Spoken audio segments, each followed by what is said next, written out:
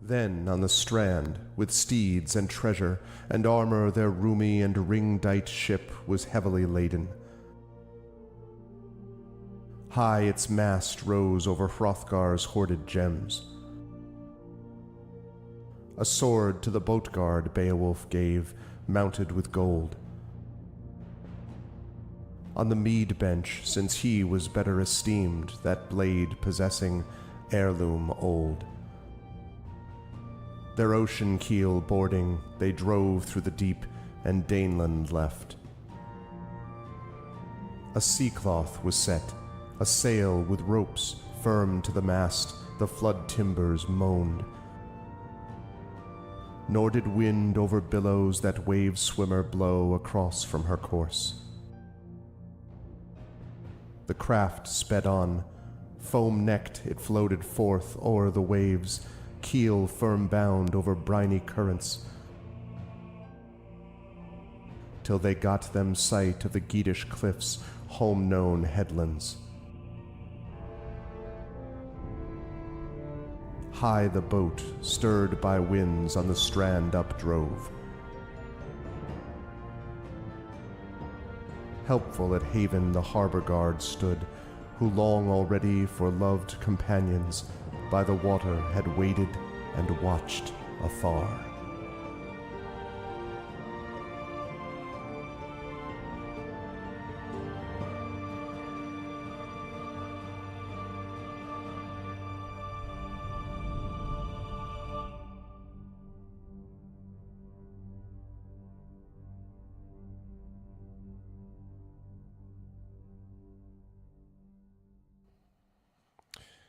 And with that music bringing us in, welcome everybody. It's a solemn moment. I hope everyone is having a wonderful day. Welcome everyone to a Tuesday. Welcome Arvanauts to a Tuesday. It's 12:10 p.m. Eastern on Tuesday, February 6, 2024. And it is my great pleasure to welcome you to day 3 of Beowulf, Age of Heroes with TariToons. It is the Hermit Sanctuary Part 2. And I am very excited to bring us back into this mix. It's going to be a good time, and we're going to see how this mystery gets solved. Part of it may get solved today, part of it may get solved next time. We will see how long and how efficient TariToons is with RuneSilt. But before we go any further, just a couple of reminders about ways to support us here on the channel. If you have not done so already, please make sure to follow us here on the channel. That's one of the best things you can do.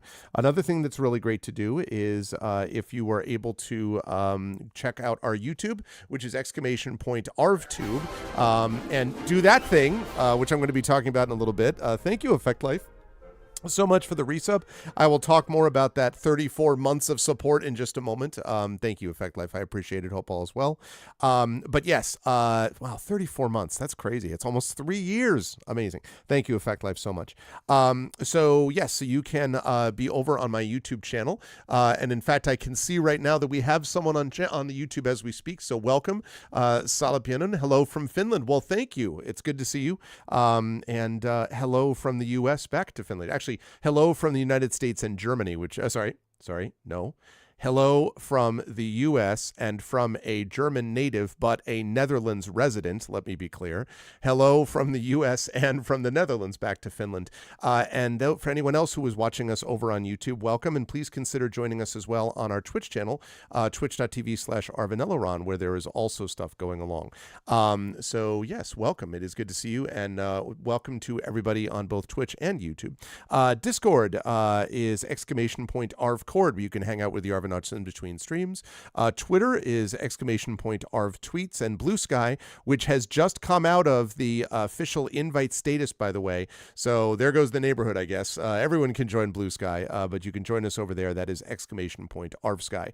Website, arvaneleron.com. Financially, !Arv Shop is the merchandise area where you can get stuff for Shire Adventures, where you can get stuff for the Infinity and Beyond Eberron crew, where you can get standard Arvan Eleron stuff, and soon you're you're going to be able to get Expedition for the Mysterious Peaks things as well. That also supports the channel and gets you cool swag, so please consider joining, getting on board with some swag there. Also, please support us on the Patreon. We're really trying to build that up. !ArfTreon. That Patreon really is the financial backbone of the channel, and it really does make a difference. And so any support people can give at that Patreon, you can get in unique stuff that you can't get just by subbing, and you can also at the same time support the channel. So those are good things. But speaking of subbing, Effect Life was kind enough to just do that, and you can also sub to the channel. Subbing gives you those custom sub badges and emotes to use here, there, and everywhere across Twitch. The coveted 30-month badge that is being held right now by Effect Life. And actually, I think the next one up is... let me see. That's the 30 because you're in 34 months. At 36 months, Effect Life's going to get another quill upgrade. So, the perks just keep coming. But you can do exactly what Effect Life did. Get those custom sub badges and emotes, and also get inspirations to help our players if you support at a high enough tier. So please consider doing that. On the publishing, Icarus is my graphic novel from Athos Arts.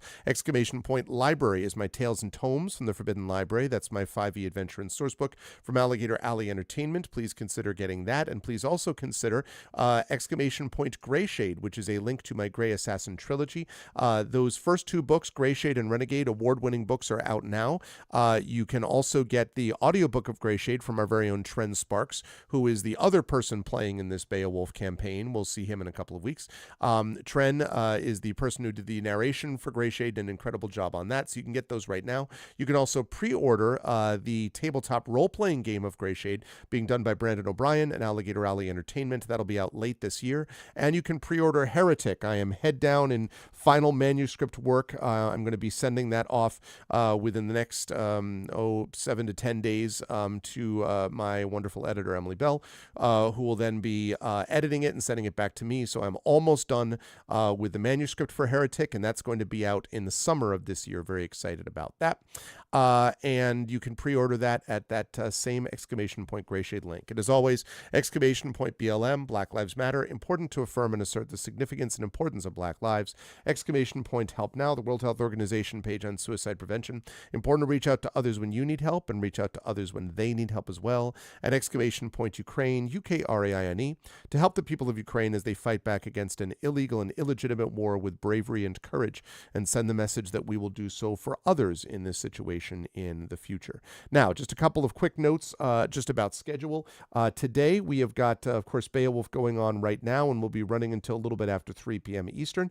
Then at 4 p.m. Eastern, I will be over at GOG.com's Twitch channel with Pen and Pixels and Dredge. Very excited that I will be back into the Dredge world for that. Tomorrow, we have Community D&D gets its second session, which is very exciting. That is Waterdeep Dragon Heist with the Shadow Crew, so you're definitely going to want to stop by for that. And then Thursday night, February 8th, will be Dungeon Siege. Thank you for the follow over on my channel as well. I appreciate it. Welcome. Welcome to the same person, I'm pretty sure. Welcome. And so, yes, Thursday the 8th at 9 p.m. Eastern is more Dungeon Siege. Also, programming note, I will not be streaming over the weekend. I'm going to be up at Boscone in Boston. I'll be doing a couple of panels that are reading up there. I would love to see any or all of you in the Boston, United States area to stop by and say hi. But next week, we'll be back with Tari with some Fighting Fantasy Gamebook illustration, and then we're going to have some Ghosts of Saltmarsh, and then some more Dungeon Siege, and then some more D&D with INB. And so it's going to be good times, and you will not want to miss any of it, and it's just going to be just awesome. So you will not want to miss any of that. That is coming very, very soon. And actually, I just realized I may need to make one note, which is to do stream title. Yeah, I want to make sure that I don't forget to change the stream title for the Shadow Crew on Wednesday.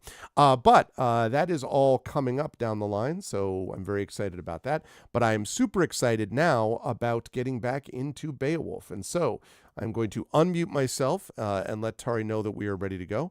And then I'm going to unmute her. And last but certainly not least, I'm going to head over to reveal to you that is correct. We are back with Beowulf Age of Heroes, and we are back with Runesild. I am very excited to see what Runesild gets up to today. And of course, it's a great pleasure to welcome good friend TariToons back to the stream.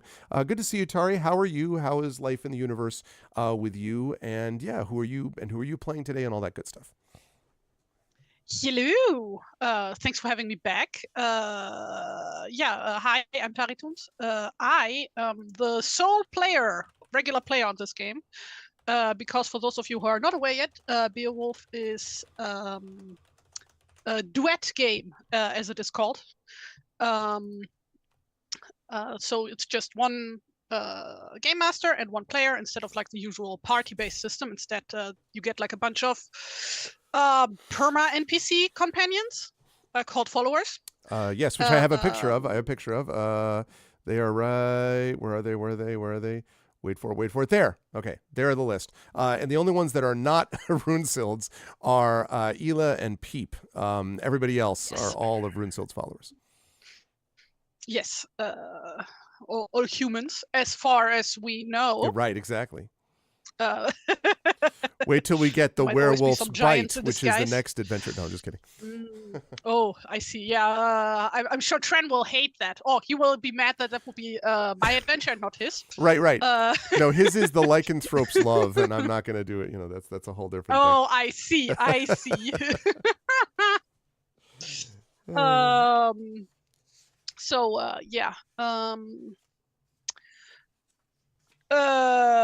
What else?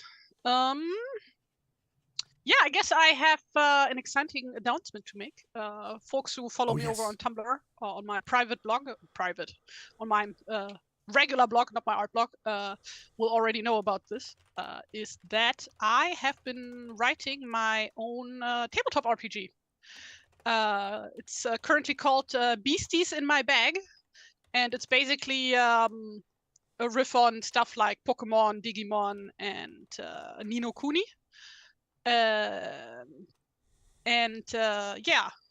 It's getting very close to playtesting time. As Greg here has already told me, is that I'm going to be able to showcase this game here on the channel once. I'm excited. Also, and I've been told, correct me if I'm wrong, Tari, I've been told that I am expected to play in the Beasties in a Bag game. So I choose you, by which I mean whatever creature I'm supposed to get.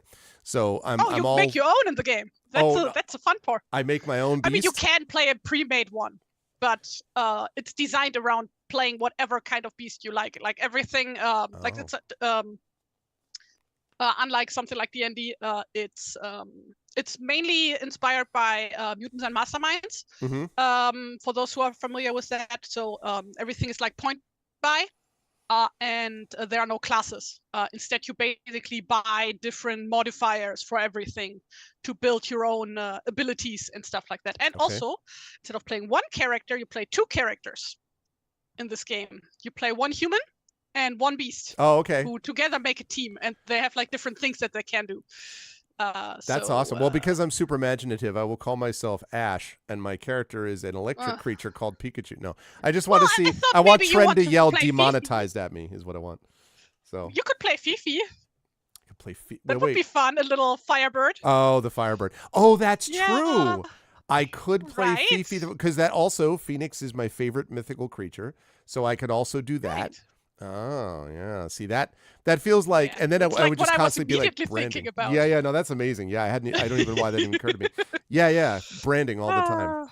Effect Life wants to know if you have a link to that particular Tumblr post.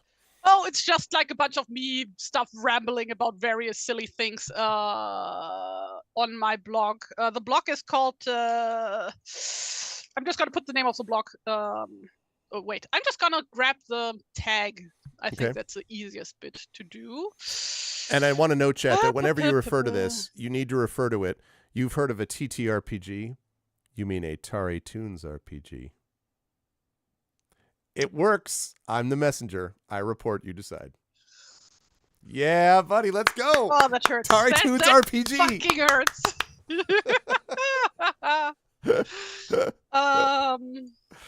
My God. Good times.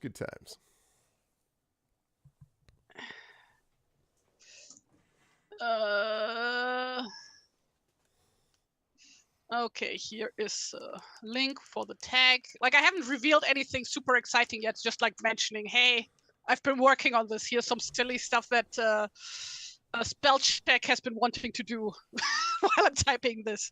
That kind of stuff. I'm sure you can relate, Greg, right? Yeah, when I know. spell check wants to make interesting things happen to the things you write. It's a whole sea of red underlines on every proper name. It's like, you realize that's not a real name. Shut up, I write fantasy, all right? Do what I tell you. So far, the spell checker has been trying to make the game about boobs and herpes. It's not exactly what I had intended. It's a very different kind of RPG. Sure. Different kind of role-playing sure. game. No, I am excited for it. What was that one game called again? That really infamous one, like the super dark, edgy one. Was that Fatal? I don't know that I know. Was it Fatal? Oh, yeah. Okay, I wouldn't be surprised if you wouldn't know. That one is like really, like the for D&D's 3.5, or third edition. I'm not sure. The Book of Vile Darkness. Yes. Yep. Yeah, take that and multiply that by 100 and make that a whole tabletop RPG system. It's I see. Not exactly the most tasteful thing. Okay. So it makes like some of Free League's darker stuff look like kid stuff. Then I assume like it's very Okay, got it. Yeah, that will not feature on the channel. Like edgy teenager wrote this. Yeah, well, okay, right, I gotcha. Yeah, no, that will not feature on the channel, but this will definitely. I'm excited for it. I also, first of all, I would be excited. It sounds like a really cool concept. Also, happy to help Tari in any way I can. Secondarily, and third of all, anytime you get a gifted artist who gets involved in their own game. In fact, Beowulf itself is largely designed by a person who's also an artist. It almost always tends to work. Like I predict what will happen is this will be very successful. And then Tari will be like, maybe I should run a Kickstarter for it and all this stuff. And people will be like, oh, it's so cute. Here, take my money. Like that. This is what I predict will be the sort of, that'll be the line of development. So I am excited to see it when it is here. So yes. So yeah, I don't know when that's going to happen here on the channel. Like I'm first going to do a test game in person. And I think then I might roll out like a beta version, a playtest version for like on Drive-Thru RPG or something. Yep. And beyond that, I don't know yet. I'm not a marketing person. I'm not a money person. I don't know any of that kind of stuff. I'm not sure what I'm doing. I'm just drawing cute little monsters and throwing some numbers at them. That's why it's going to work. It's going to be exciting. I am very excited. Also, for fans of the channel, a lot of the beasts are based on various creatures I have designed during the gamebook illustration streams. Oh, nice. So yes. Nice. Speaking of which, we will have you for that next week, doing our first new book of the which is Battle Blade Warrior, which involves lizard men fighting on pterodactyls. So I don't see how that can fail. That's got to work really well. Effect Life wants to know to design that I can then incorporate into the game. Yes, exactly. Effect Life wants to know if it would fit for Roll20 integration. In theory, the problem is just that I don't know programming, so I don't know how to put together character sheets and stuff. Gee, I wonder. I tried to look into that for things. Yeah, well, I was just about to say, I wonder if there's anyone, Effect Life, who would know anything about programming. I'm just wondering if there's anyone who we know that might, your thoughts. Effect Life. It's really unfair. It's really just online bullying in another form. It's, as I always tell people, I said this to Tari too, like if you would just be lousy at your job, then people won't ask you for stuff. Like just suck as a cartoonist and they won't ask you for cartoons. And like Effect Life, just suck at programming and like development and you'll just not do it, it's a possibility. I promise I'm not actually strong arming you into it. I'm just saying, you've been publicly called out. Anyway, though I would be running the game here, not through Roll20, but through Owlbear Rodeo, because it's just so much easier for me. Okay, well that's fine. But either way, if he's able to do integration later on, though, that would obviously be a nice thing for further expansion and development and absolutely of the game. But very cool. I am very excited for when that game comes out. And have you said who you're playing today yet? Or not? I think we were maybe just doing announcements. I am playing wow, I've been like so much into game writing lately that like my brain is like completely shifted to that space right now, and I have not been thinking about this character for a while. So yeah, I am playing a warrior named Runsild, who is from the kingdom of Xanten at the Lower Rhine, who is a very jackass type character. Here to have a good time and possibly break a few bones, might include her own, not sure. Yeah, and also she has 5 followers who I'm not going to reintroduce all by themselves. You see them on screen. They all have different personalities, yeah, I hope you will get to know them through play. Actually, that would be way better, I think. That probably. makes sense. So then let us do that. And let's talk a little bit about, let's see. And Faro Temu1 also complimenting you on the horns, by the way, on your headset. So, passing that along. Are we going to do more D&D games from Middle-earth? Well, we ran for years a Middle-earth Adventures of Middle-earth campaign that actually 2 separate really campaigns, and then we ran Shire Adventures for a year. So Tari and I are both, but I mean I teach Tolkien and favorite author and hugely influential. So yes, I love doing that. And in the future, I know that Free League this year is coming out with the 5e a Moria campaign, and all in like Khazad-dûm and all that stuff. So it's not going to happen immediately because right now I am at like max load in terms of tabletop games that I can run. I already run 5 games a month, which is really, frankly, a little bit overload. So, but in the future, yes, there's no question that I'll be doing that. And I do want to encourage you, there is a Shire Adventures podcast, which is still running because the audio lags behind the video. And all of those campaigns, Adventures of Middle-earth, all those campaigns, which lasted for years, and Shire Adventures is all up on my YouTube channel.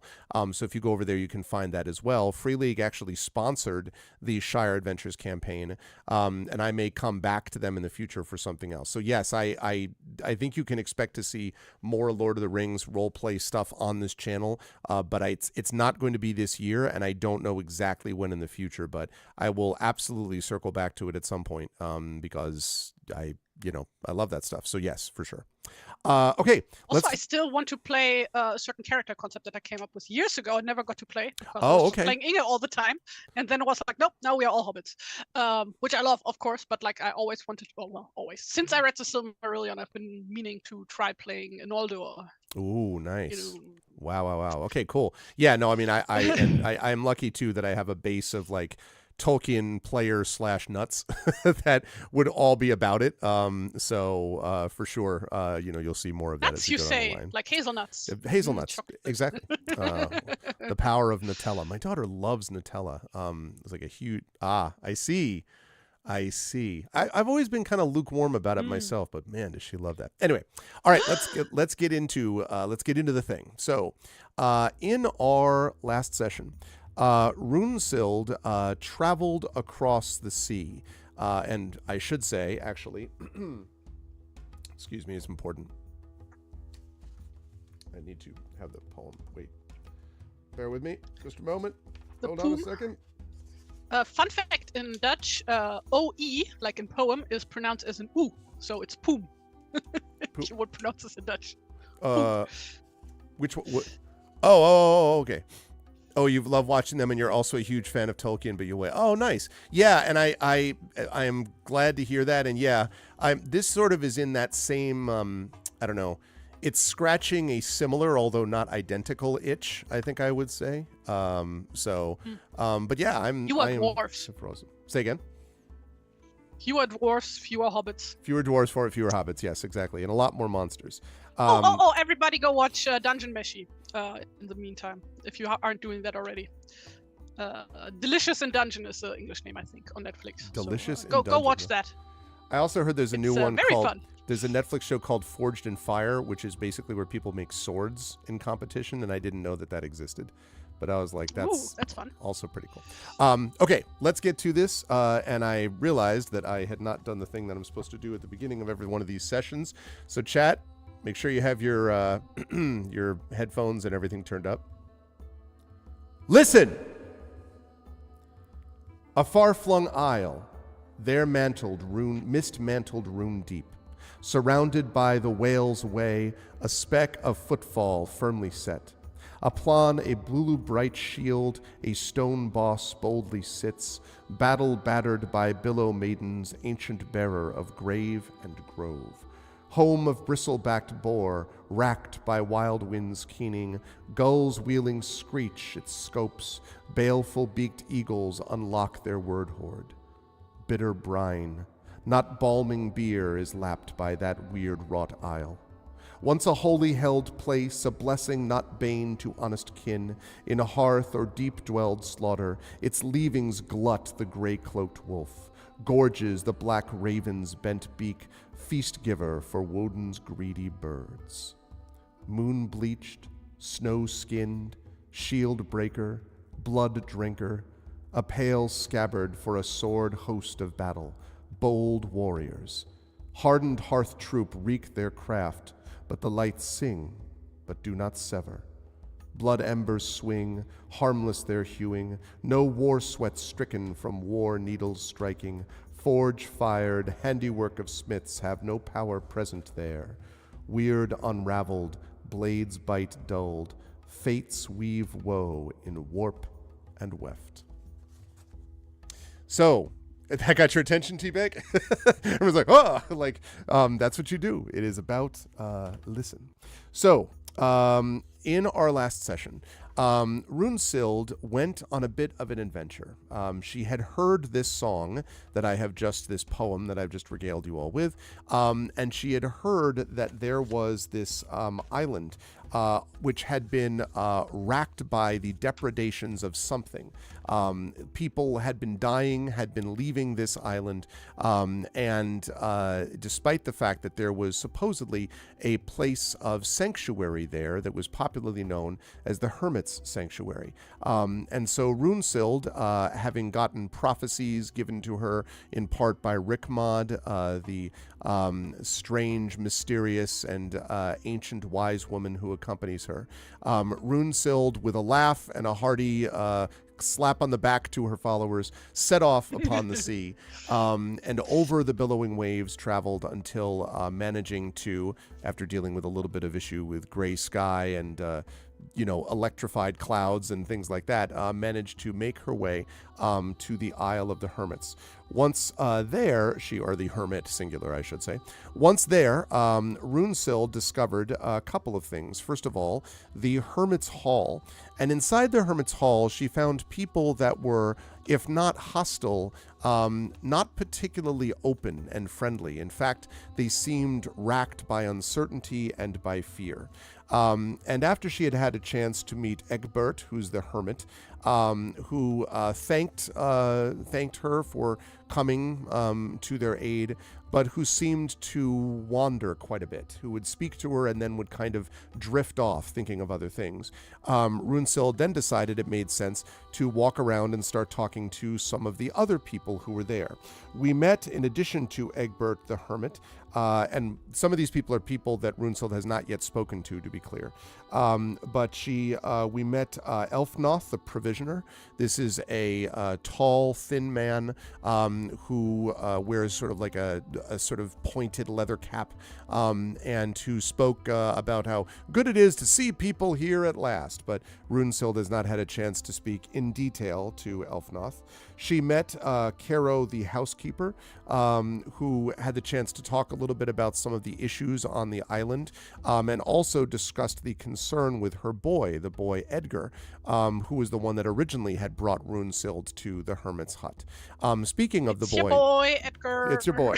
Speaking of your boy, Edgar also, when she first met him, was sort of halting in his speech and had difficulty kind of, was a child of very few words, until, that is, she began to ask him about the caves that he had investigated, leading to these mysterious disappearances, at which point his language and his speech became very smooth and articulate, and he spoke with great detail and passion and interest about these caves that he had explored, and had already offered to take her to one of those caves in the morning, to which I believe Runesild had said she would approve. So she had spoken to them. And the last one in the hall hall a man named Frithgar the Builder, who is burly and gruff and has said very little. So Runesild, if I'm correct about this, but Tari can correct me if I'm not, Runesild has spoken to Egbert, at least the first time, has spoken to Caro, the housekeeper, has spoken to the boy Edgar, and has agreed to go with the boy to investigate these caves in the morning. I don't believe, though, that you've spoken to either Frithgar the Builder or Elfnoth the Provisioner, but correct me if I'm wrong. I don't think you did, but... I don't know either. I didn't write down whom I talked to. I remember that I did speak to Keanu. And basically the gist was, yeah, Egbert is not really at the top of his game anymore. Things are a bit difficult currently. Like, basically what Runesild was trying to do was to figure out who is, like, actually in charge currently, since Egbert is a bit out of commission. Right. And the impression that you had gotten about that, by the way, was that Elfnoth sort of seems the logical choice, because Elfnoth seems to know a little bit about what's going on. I'm just going to switch over to this map here of the Hermit's Hall. There we go. By the way, there we go. Yes. Before we continue, the inspiration, does that one carry over from session to session, or yes. do we get a different? Yes, that inspiration covers over. Reading every time. Yep. No, that carries over so because that's based on prophecy. GM inspiration and one follower inspiration. You actually have one. Wait a second. Let me make sure I get this right. No, you actually have one follower inspiration and 2 GM inspiration. Is what you've got. Are you sure about that? Yep. I'm pretty sure that you ended up using one of your inspirations, by the way, at some point in the session, if I'm not mistaken. You should feel glad that in Tari's game right now, the GM has 4 inspiration, and there are 0 Fire the Hero followers. But right, your followers do, though. I know that, like on Trent's session, you got like 1 billion Yep. Inspiration, GM inspiration. That happened. Yeah, okay. Right. Okay, here we are in the round town. Totally not Hrothgar. Here Hrothgar is the king. Here was the hall. Not at all Hrothgar. Yeah, I'm a... No, not at all. I literally just finished teaching Beowulf and Grendel last week. And so Beowulf and then the book Grendel. And so, yeah, we talked quite a bit about Hrothgar. And for those of you who want to know what Hrothgar might look like in film version without having to go to Beowulf to check it out, may I suggest you look at the, in quotes, exorcism scene in the Two Towers film, where Gandalf comes to Edoras and frees Theoden from Saruman's control, which is a little more exorcist than it is in the book, but it gives you a bang-up job at looking exactly how I think Hrothgar would have looked, since, Tolkien was just slightly influenced by Beowulf, just a smidge, just a touch. Tiny bit. So anyway, that's what we've got, Runesild. You have had a chance to speak to Edgar, and you've gotten Edgar's agreement to bring you to the caves. You've spoken to Caro, as we said. You have not yet. Now, you don't have to, but I think you had said you might want to follow up with Frithgar and with Elfnoth. So it's up to you. Did I try to speak to Egbert yet? You did. When you first were brought, you did speak to Egbert. You could theoretically take another run at him because he was the one that the boy led you to, and then was kind of like, all right, you can talk to other people. So you could come back around to Egbert at some point if you wish. Cairno, you pretty much have gotten what you feel like you can. Same with Edgar, but the other 3 are possibilities. So remind me, what was like the thing that was going on this island besides the weird purple and green light?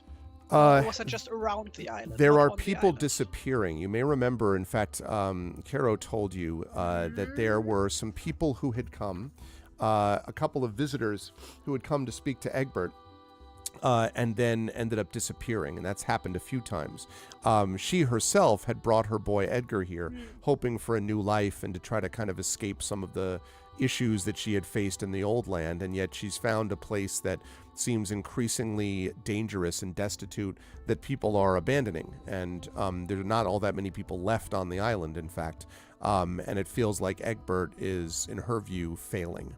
So that is what she basically told you. So not only is his sort of leadership failing, but there's something, it could be a monster, could be something else. I think Runesild believes it is a monster, but something is killing people that are disappearing, and there's a lot of bones and blood showing up where there used to be people. So I see. Okay, yeah, I guess I want to go talk to Friska then.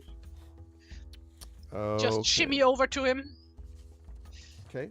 So he stands there and looks very much, and I think I think you can see that picture right there, but I will blow it up for the benefit of chat for just a minute. So here, put that over there so people can see it. That was very big suddenly. That's actual size. No, I'm just kidding. He towers above the hall. I'm not the monster. No. Giant. So Frithgar is very sort Except of the guy in the blood red drenched token. I know, right?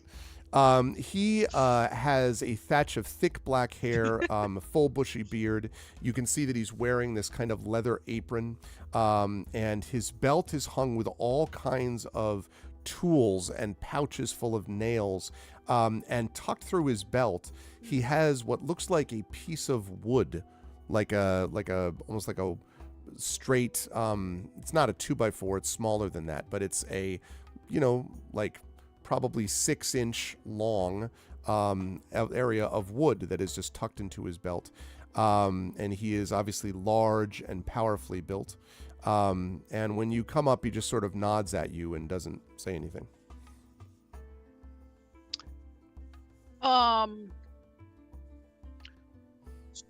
So, do you know anything about any of the people vanishing here?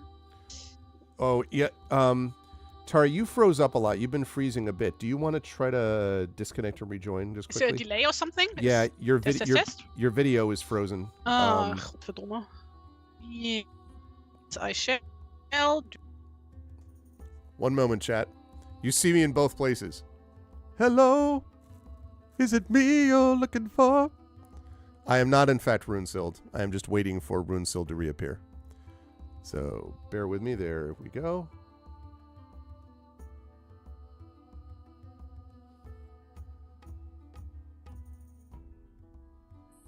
Hello. Okay, hello. Guten Tag. Hello. Test. 1, 2, 3. Can you hear me? Tralala. Can hear you so far. So hopefully that will continue. Yeah, you were freezing up before. Okay. Let's see. What were we saying? Yes. We will. So we got. So Frithgar, you wanted to talk to. So yes. So Runesild, you had said to Frithgar, like, do you know anything about this? And he kind of just looks you up and down, and he says, "No, don't care to know much. Just life being life." Surely you would care, considering that this is not exactly a big island. Not a lot of people living here. Probably makes a big difference when people, vanish. Well, that's not my business. That's Egbert's business. He tends to the people on the island. I just build things to keep him safe, if I can. Well, I don't know if you noticed, but I don't think any business is currently Egbert's business. Egbert's a good man. Oh, I don't doubt it. I just don't think he's like, all that present. What are you trying to say? That he's old? And Frithgar glares at you. He's a good man. Oh, no, I meant that he's very young and spry and in the blossom of his youth or whatever. She says with like really dripping sarcasm. He glares even more. And you could, Rick Mod sort of is a little bit off in the behind you, kind of cackling occasionally, and he sort of stares at you. So he, he sort of pauses, and then he says, "Egbert's the reason I'm here, and without him, we'd all be lost." Right. So... And he stares at you. Did you know any of the people who vanished? At all? I saw when they came. I saw when they left. Didn't know much about them. You saw when they left? When they left this place. Went outside the sanctuary. Thought it was risky. So they didn't just vanish overnight from their homes, but instead actually left and just didn't return? I don't know about that. They left the place with the walls here. Once they left, I didn't know what would happen to them. I would have stayed inside the hall where it was safer. Or asked me to build them something. Inside safer than outside. No doubt. But I bet it also gets pretty boring when you are still staying all the time inside. And he just blinks at you. Right, you are not the most chatty fella, are you? And he kind of no. Now, I should say, by the way, Runesild, that you could try to figure a way to make him more you could try to make him more communicative through a variety of fashions based upon things you might find out about him or whatever else. But he's kind of well known for being this. If you were to look up taciturn in the dictionary and or terse, this is a man of few words. In fact, what? Taciturn, which basically means sort of dour, kind of I'm Batman type of stuff. Doesn't talk much. Swear to me. Well, no, not like that. Not that version of Batman. Rachel. Yeah, no, that's not quite that. Yeah, curt, sort of 3 words when probably 5 sentences is required. 3 words is what you get. I see.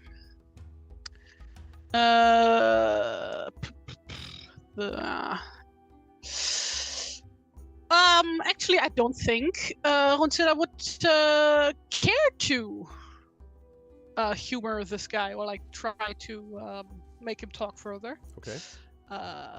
Because he just doesn't seem like a fun guy to be around. So it's great talk, my man. And then I accidentally clicked out of the Roll20 tab. Not clicked out, actually accidentally clicked back. There we go. That was a mistake. Left the game there for a second. Shouldn't have done that. Shouldn't have done.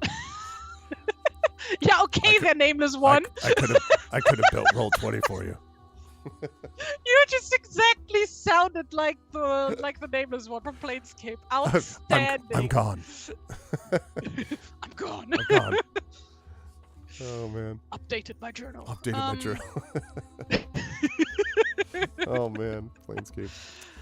Right. Did I talk to Ifnas already? You mean the... he just commented on a bunch of stuff, right? Correct. I didn't talk to him directly? That's right. Yeah, you're talking about Elfnoth, right? The provisioner there? Mm-hmm, the provisioner. Yeah, you have not, as far as I know. And he is sort of standing next to the fire. I will reduce Frithgar here again and move him back to where he was. Okay.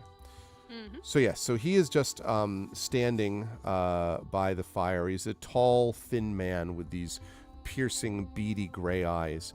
and he has this long-eared Phrygian cap, under which he has these sort of like, you can see long wispy hair that's just sort of clinging on at the sides and the back.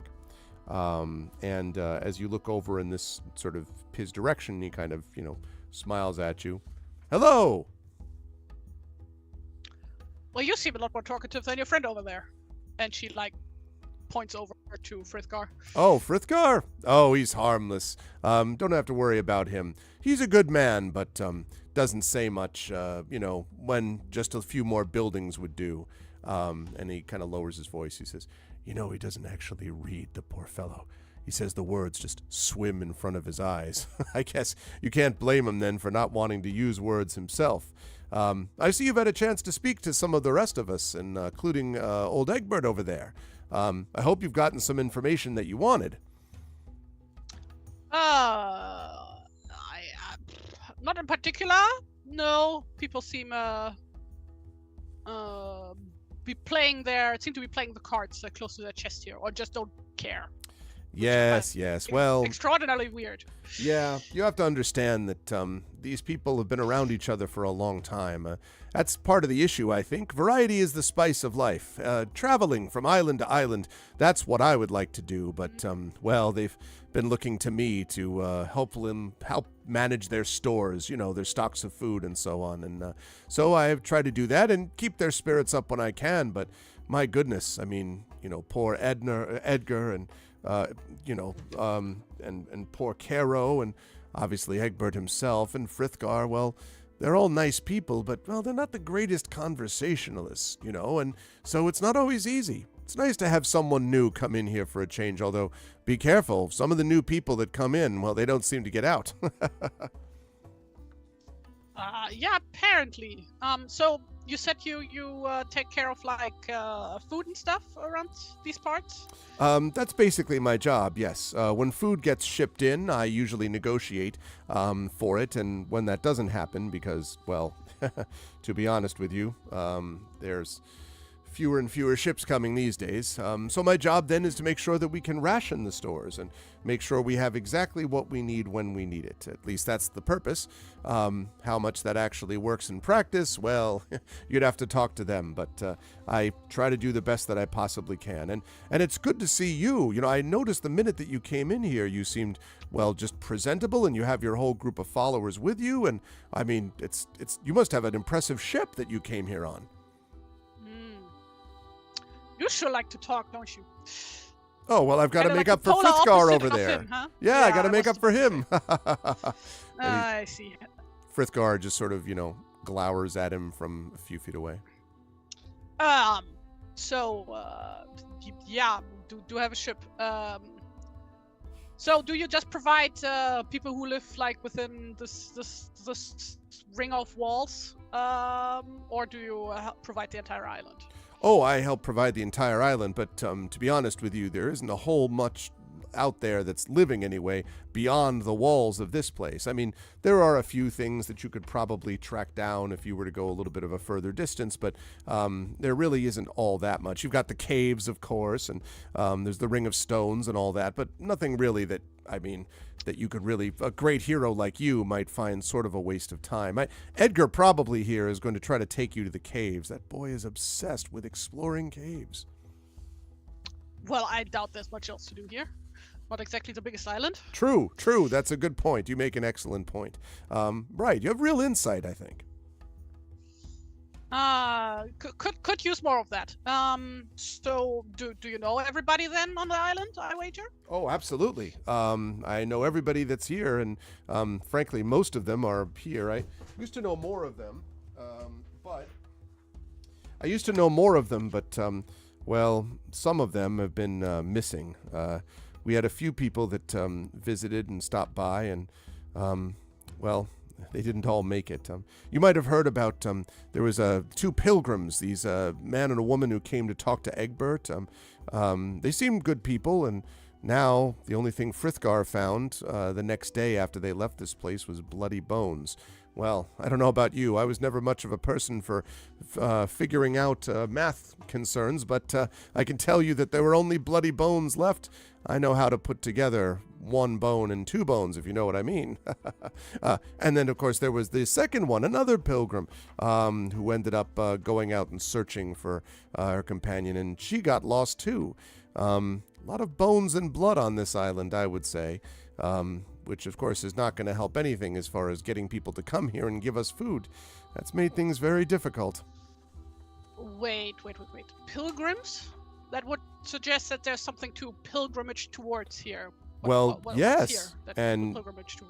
Yes, and he points over to Egbert and he says, absolutely. Well, Egbert he's a holy man. There was a time when the stories about Egbert's holiness would cross a huge distance, but truthfully, and he kind of lowers his voice, it's not been the same for Egbert for a while. He's lost a step, actually a few steps, if you know what I mean.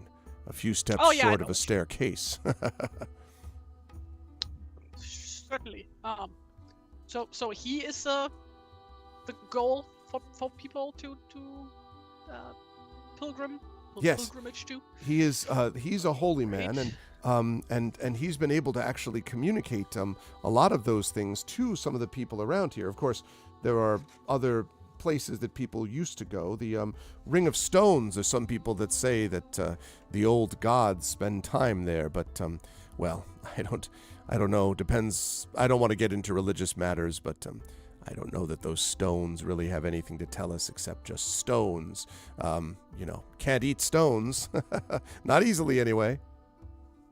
To be fair, in front of the house is a stone with words on it. That thing tells you stuff. Well, that's been here for a long time, and so is Egbert. Things change, and times change as well, and opinions, people's views change also. You know how it is, can't stay in one place, gotta keep moving. You said about a place full of hermits, that they can't stay in the same place and have to keep moving. Well, a little bit paradoxical, huh? It's true. It's true, yes. I think the only way to solve that problem is to get more people to come here and maybe broaden out the island. I am not in favor of turning this whole place into a series of shops and markets, but, well, I wouldn't mind getting the chance to spread the word about this holy place just a little bit, just to deal with some of the walls fall down a little bit. Frithgar does what he can, but he doesn't have many supplies. And you have supplies aboard your ship? Because we could certainly use those. I mean, or even stone from the tower, anything to try to shore this place up. We could use some of that, you know. I'm afraid I left all the building supplies in my other ship. That's unfortunate. Did not plan to build a house or something, going out to sea. By the way, how late is it out of character? It is evening, so probably 8 or 9 p.m., you would guess, right now. Right, in that case, I think Runsfield is at the point where she doesn't really think that she can get much more information out of these folks. Okay. Instead, she will try to be a good guest and regale folks with tales of adventures from back home. Maybe can she sing or play an instrument? I don't know. You tell me. Does have high charisma? I don't know if that's a thing actually in this game. Like getting like an instrument to play, unless you take the specific subclass. Right, or sometimes followers could theoretically do something depending on the nature of the follower, but I don't know that you have any follower who's into the whole playing instrument thing. Also, I think only Rigmod and I think one other follower tagged along, but I don't remember whom's. Rigmod and... I think it might have been one of the brothers. I think... Brothers? The husbands. I mean, sorry, not the brothers, husbands. One of the husbands. It could have been It might have been Jasib, I want to say. I think you left Sure, let's say Arvan it's him. back on the ship. Yeah. Yeah, sure. So I guess in that case she would encourage. Wait a second. Even Galip. You should have brought Guy with you so that Guy could just like look at Frithgar and be like, "Roar, Oh, yeah. Frithgar, roar," you know. Yeah, they would have like a very deep conversation. Yes. Without any words. With like 2 words, yeah. Would just nod at each other. Yep. But yeah, then she would encourage Imgalip to tell a few stories from back home, faraway lands of Al-Andalus. Okay. Which, for those who aren't aware, is what Spain or parts of Spain were called back in the day. When roughly the story takes place. So yeah, she would support that. Also. Okay. So. Maybe Rigmot will also want. Okay, so let me just. Ihre Internetverbindung ist instabil. Right? Can you hear me? Yes, you froze up again for a second, but you're back. Yeah. Oh, that might be because it's storming outside. Could have something to do with it. Test. Can you hear me properly? Yeah, Am I, you're freezing okay up right now. At all? You're okay right now. Yeah. Okay, what was the last thing you heard me say? I heard you say tales of, and then you started talking about something else, and then you froze. Okay. No, like that. Even Galip would tell some stories from back home because right. He's a seasoned warrior, and maybe Rigmot has a story to tell, but that will probably just terrify the shit out of everybody. So let's see about that. And like also, she would try to entertain folks, maybe by singing a folk song or two. Okay. From back home. So I think I would keep everybody entertained. I would say that as she does some of that, as she does some of that, and as Yasib, gives some of his stories, people settle in. I mean, Edgar is definitely interested. Caro seems a little bit interested because Edgar is interested. Frithgar never really reacts to anything. He just sort of, sits there. Egbert kind of rocks back and forth a little bit once in a while and kind of murmurs to himself, but you don't know how much he is or is not hearing. And then you've got, of course, Elfnoth, who is regarding you very seriously and closely as you speak. And you are probably, Runsild, coming to the end of your conversation, and the fire has sort of gotten low and people are kind of, beginning to nod off. When suddenly you hear a banging on the door, just like this clamor, and you hear this sort of like people like banging on the door, and a couple go over. I would say probably Frithgar strides over and opens up the door, and inside the door, or outside the door, I would say, you can see it is Aban, who is standing there along with Guy, and I guess so you brought Rigmod Jasib. So you don't see Genevieve with them, but you see Guy and Aban, and both of them are covered in dirt and scratches, and Guy looks to have blood on him. And Aban says, "Runsild, the ship's been attacked. Guy was hurt," and Guy kind of shakes his head like, "Fine." Like Guy seems like he's not badly hurt, just sort of a little bit. And Aban says, it was just a little while ago. We were here, and then there was a banging on the outside of the hull of the ship. The ship itself was rocked back and forth. At first I thought a storm had come in, but it was not that. And then I came above deck and saw one of the crew. They were held up in the hands of this thing, this giant, enormous beast with fur. It slammed his body down on the deck, and we heard a cracking, and not from the wood. And then he took it, and then Guy ran up and tried to stab it with a spear, and he kind of looks over at Guy, and Guy says, "Did nothing." That was right. There were others that threw javelins, and they bounced off his flesh like it was stone. And then he slapped Guy out of the way and hit another one of the crew. They're all right, but little hurt. And then ran off, carrying the body of the one it had killed. And so he says all of this, and you hear sort of Rickmod's cackling has ceased. But in the background, the sort of hall is dead silent except for Egbert. What you can hear is, prophecies will come. Prophecies someday. Yeah, in that case. Runzel doesn't even hesitate and grabs all her stuff. Says to Rickmod, you can stay here, we will be right back. And Elfnoth calls after you and says, it's not wise to go out right now, in the darkness. You're not going to be able to find anything, and you're as likely to get your other crew members killed. You should go looking tomorrow morning if I were you, and stay inside the walls, right, Frithgar? And Frithgar sort of just gives one slow nod, so you can do what you like, Runzel. But my crew is still out there. Your crew's already dead, at least the one crew member, and as for the rest of them, they should come back here where it's safe. That's what I was gonna do. Was gonna fetch them to get them inside these walls. Oh, all right. Well, then, sure. Then proceed, like he says, sort of hand-waving it. And Egbert says nothing. But you can see that Caro and Edgar are sort of staring at you with wide eyes.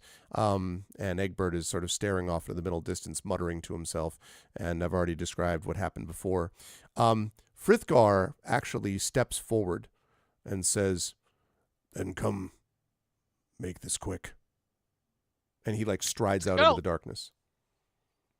Yeah, she will quickly light a torch, lantern. She doesn't have a lantern. Yeah, she will quickly light a torch on the fire and then step out and hastily make her way down to the shore. Down at the shore, you find a ship which is fair to say in a little bit of chaos. The thing is alive with torches. Crew members are out, all carrying torches. All of them are exceedingly nervous, all with spears, kind of staring around. In fact, even when you approach, they sort of, and the captain sort of steps forward, and I believe your ship name was the Otter, right? And the captain steps forward and says, "We've lost Ingvald. They just took his body." And you can see that the oar, this is one of the rowers as well. You can see the oar that he was using, which is a large, strong oar, has been snapped in two. And near the deck that, according to Aban, just hit the ground, you can see the deck is literally, there's a little crack in the top of the deck. Not the hull. The hull is all seaworthy, but the deck is cracked where the body must have hit. Have people sort of calmed down by now? Because this must have been half an hour at least ago, right? Yes, I wouldn't say that they're panicked, but they're very nervous. Okay, good. Yeah. But are they in a position where Runzel would feel like they could be addressed as a group? Mm-hmm. Or yes. Is this too chaotic? Okay. No. In that case, she would climb onto a crate or onto the hull of the ship or something, and would go, what? And they all immediately whoosh, stare right at you. And will tell everybody to not be afraid, that she's here now. We will take care of this. And basically organize everybody, split everybody into different task groups, one to collect all the stuff, to and tie the ship down. Then another group to treat to any of the wounded, and to make sure that everybody packs up everything, and so that we can leave in 30 minutes to go to the hall where we will all be in safety. Now, when you say the hall, there is a lot of... So up to that point, everyone is yep, nodding. When you said the hall, there's a lot of grumbling. And one of them who happens to be the oar mate, the person who was right next to Ingvold, who was taken, says, begging your pardon. Don't you mean leave this cursed island? We're not going to be able to do anything against that beast, begging your pardon. And the others are like, So, you say we should leave in the middle of the night without any light? better than staying here and getting eaten one by one. You won't be getting eaten, not while I'm here. Well, you weren't here when Ingvold was taken, though. Yes, but I'm here now. And they kind of, like, the grumbling dies down, and one of them says, do you mean, a different one says, do you mean to take out this, to kill this beast tomorrow? Or whenever? You mean to find it and kill it? Oh, that would be lovely, but I'm not sure I can find it tomorrow, but I'll certainly try. But what if you don't find it? What if that thing, it broke the oar in two? It can break wherever you're staying. And Frithgar just sort of maybe stands there. in that case I will set a nice little trap, but we'll worry about that after we've gotten everybody to safety.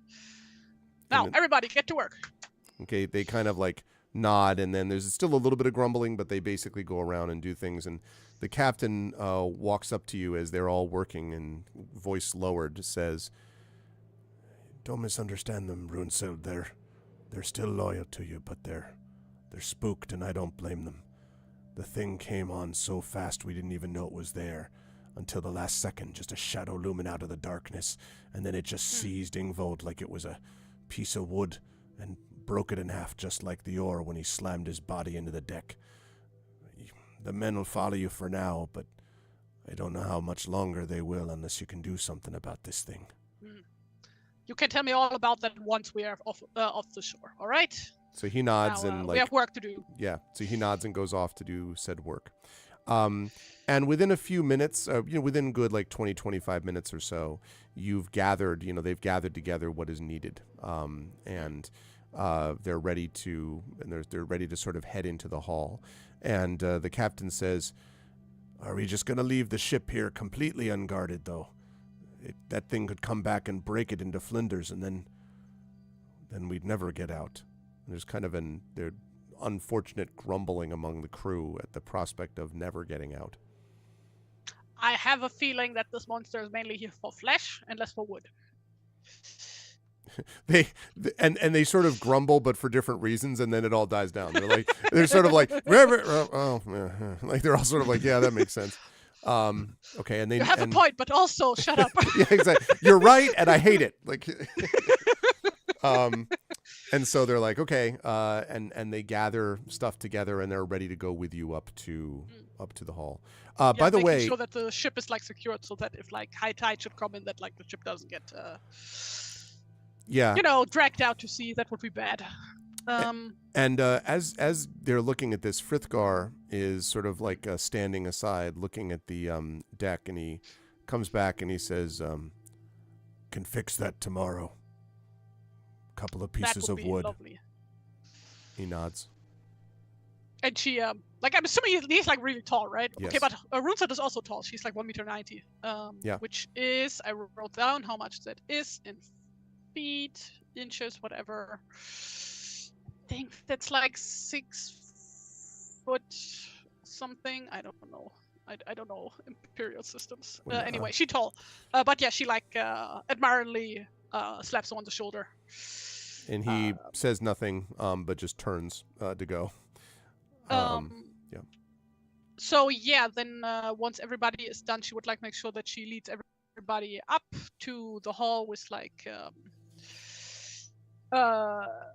I guess Guy and so on in the front to like lead them up to the hall, and she would like take the rear to like make sure they're not being followed. Okay. And make sure that everybody sticks together in a group. Okay. Make a perception check for me, please, as you head up to do all that. Oh boy. Because Runesild is great at perception. Oh, look at that. Wait, I have the Wow. wrong tab open. Oh, outstanding! I planned that. You were like, I That's mean, I just am skill. wonderful at perception. Yes. Suddenly you have the Witcher vision, and you could just follow directly these creatures. No, so with that 21, with a natural 20, you're able to, as you head up towards the hall, you can definitely hear around you. There's the howling of the wind, of course, that I may have mentioned before. There's no rain at the moment, but you do a couple of times sort of hear this kind of like sort of howling in the distance.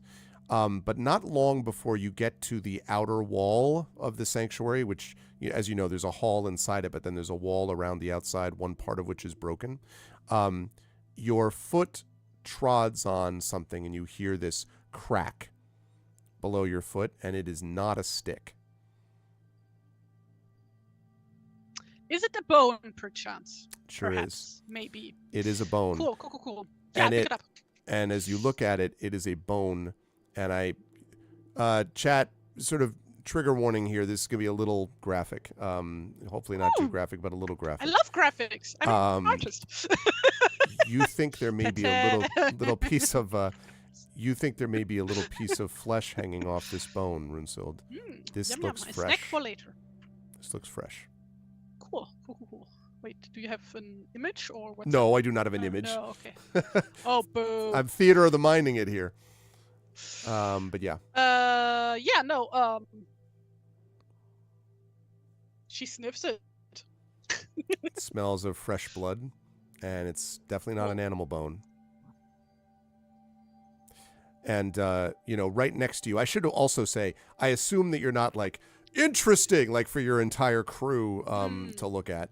But the even sort of standing right next to you, you have the Frithgar, and then also Aban, who had come to get you in the first place. And Aban says,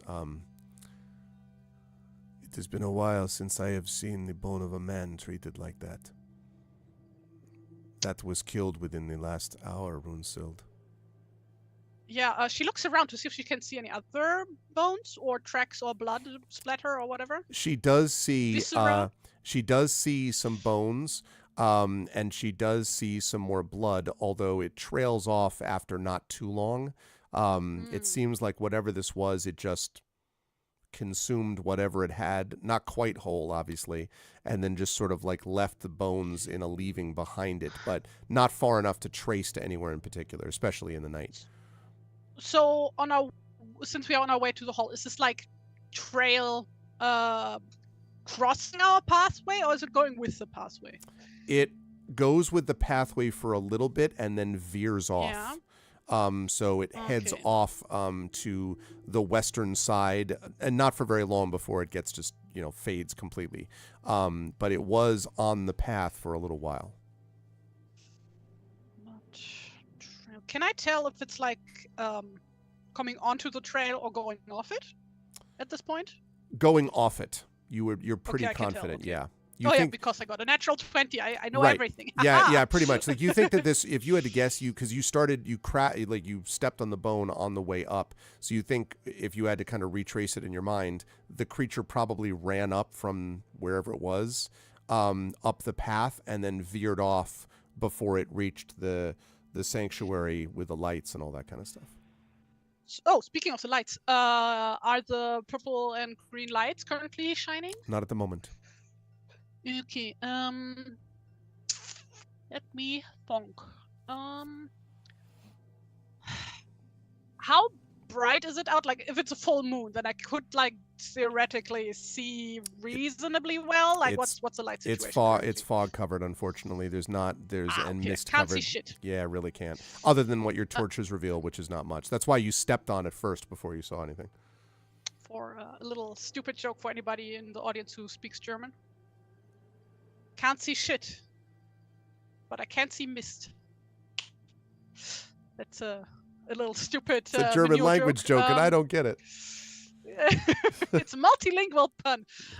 Mist is German for manure.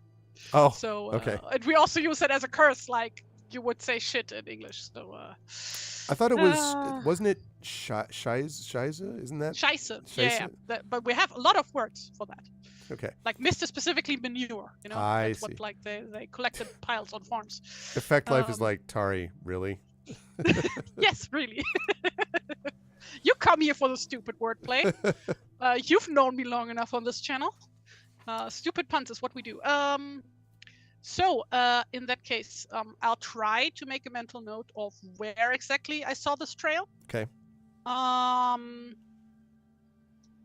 Maybe marks the spot with like a few strategically placed stones. Like I'm assuming there's like pebbles and shit everywhere, right? Yes. For sure.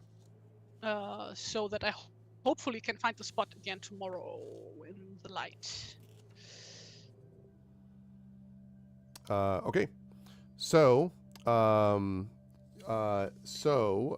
you've had a chance to see that, you make you make your way back to the sanctuary without other further incident. But the group that you bring into the walls of the sanctuary and into the hall is a gloomy one. The people who are inside the hall, Carno and Egbert and Elfnoth and Edgar, the group, don't say anything against it. They just, Carno says something to Edgar, and then Edgar sort of like brings the crew and so on to various parts of the hall, because they're like, piles of straw and stuff like that. And the one nice thing about having an island that doesn't have a lot of people on it is there's plenty of room for people to fit. So the crew is able to bed down more or less. But it is a gloomy, I would say, crew that sort of falls asleep into uneasy rest. Before they fall asleep, go to sleep, Runsild would, once everybody is inside, like, I don't know, does actually the entire crew and everybody fit into the hall itself, or do people have to sleep outside? No, I think they could fit into the hall. It's going to be because they're just kind of against the walls and stuff, lying against the walls. Because the crew isn't like, it's not a crew of 50, right? So, yeah. Well, you did say something about the ship being big enough to have like a spot under deck, which is not a thing that longboats have, like except for like. That's right. That's right. It's not. Well, it's not right, but it's you know that because I've been on one. Right. That's right. No, and I've seen them, and I've seen an actual like from the Viking era longship too. But there is. The spot below is not like a massive cargo area, right? Like it's a spot like where and there's the spot where ballast has to be loaded to keep the thing steady. So that's basically what I meant about the space below. But in that case, once everybody's inside, she would try to do another speech, like step onto a chair or onto one of those. You said it was like wooden blocks they sit on, right? That's correct. Like climb on one of those and get everybody's attention. Not wet. Okay. It kind of sounds like saying wet with like a very thick accent, like what? Like cool whip. Right. Wet the whipping and the knife. Yeah. And would thank the hosts for granting so graciously the stay. Notably, she will not apologize. She will just be very thankful for it. A bit of underhanded psychology here.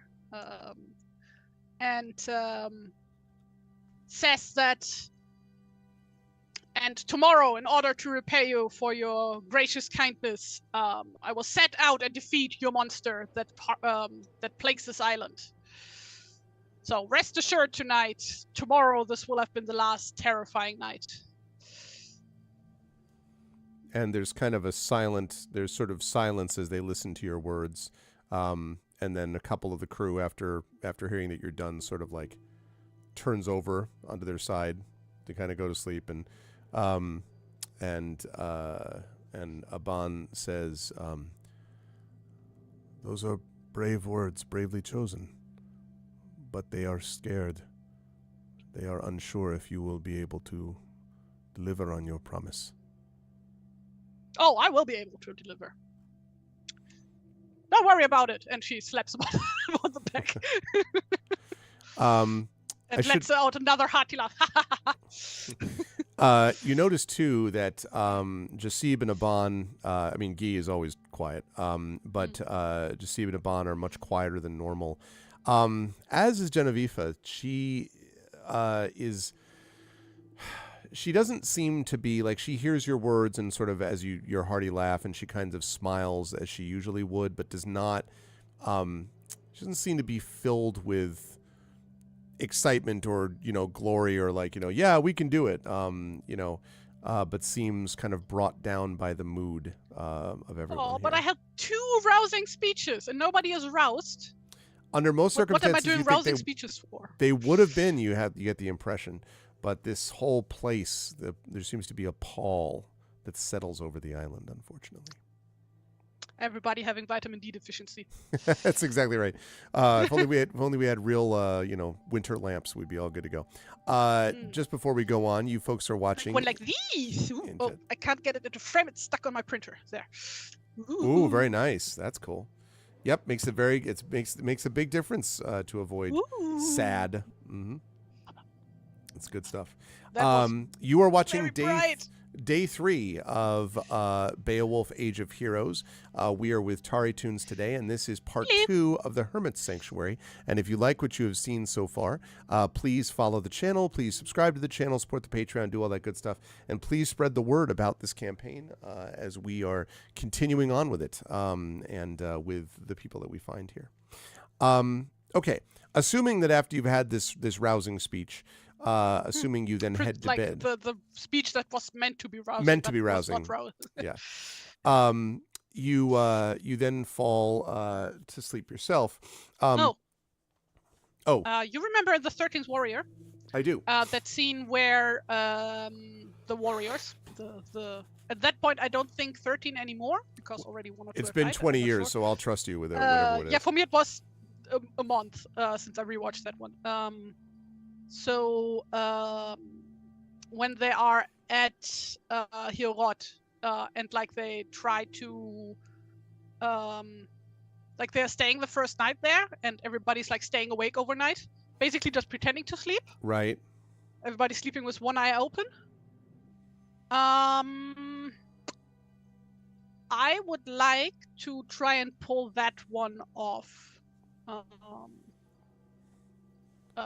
To like basically try to stay alert through the night and like keep my sword close. So I'll tell you what, I will allow you to do that, yeah. but if you do that, you may risk getting a level of exhaustion. Shit.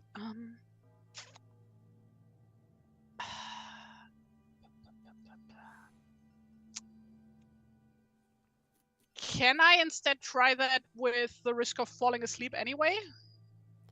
Is that an option? I don't quite follow. You mean try to stay awake, but if you fall asleep, oh well? Yeah, if I get too tired, then she would. Well, the thing is, or is that like? I mean, the thing is, I could grant you. I mean, I could give you a Constitution saving throw to stay awake. It's just if you're going to stay awake, you are going to take the level of exhaustion at the end of it. Remember, you got here after a long trip over the sea as well. Not a long trip, but fair. A trip. No, okay, in that case, she'll just sleep. And like, I guess put up, what is it called? Like a watch schedule? Mm-hmm, yep. Like, you can set a watch, sure. Yeah. Among your followers, I assume, right? Yeah. Okay. Yeah, you're able to do that. And the night itself seems to pass not uneventfully because there are noises and things that go bump in the night, but yeah, a lot of snoring sailors, I assume.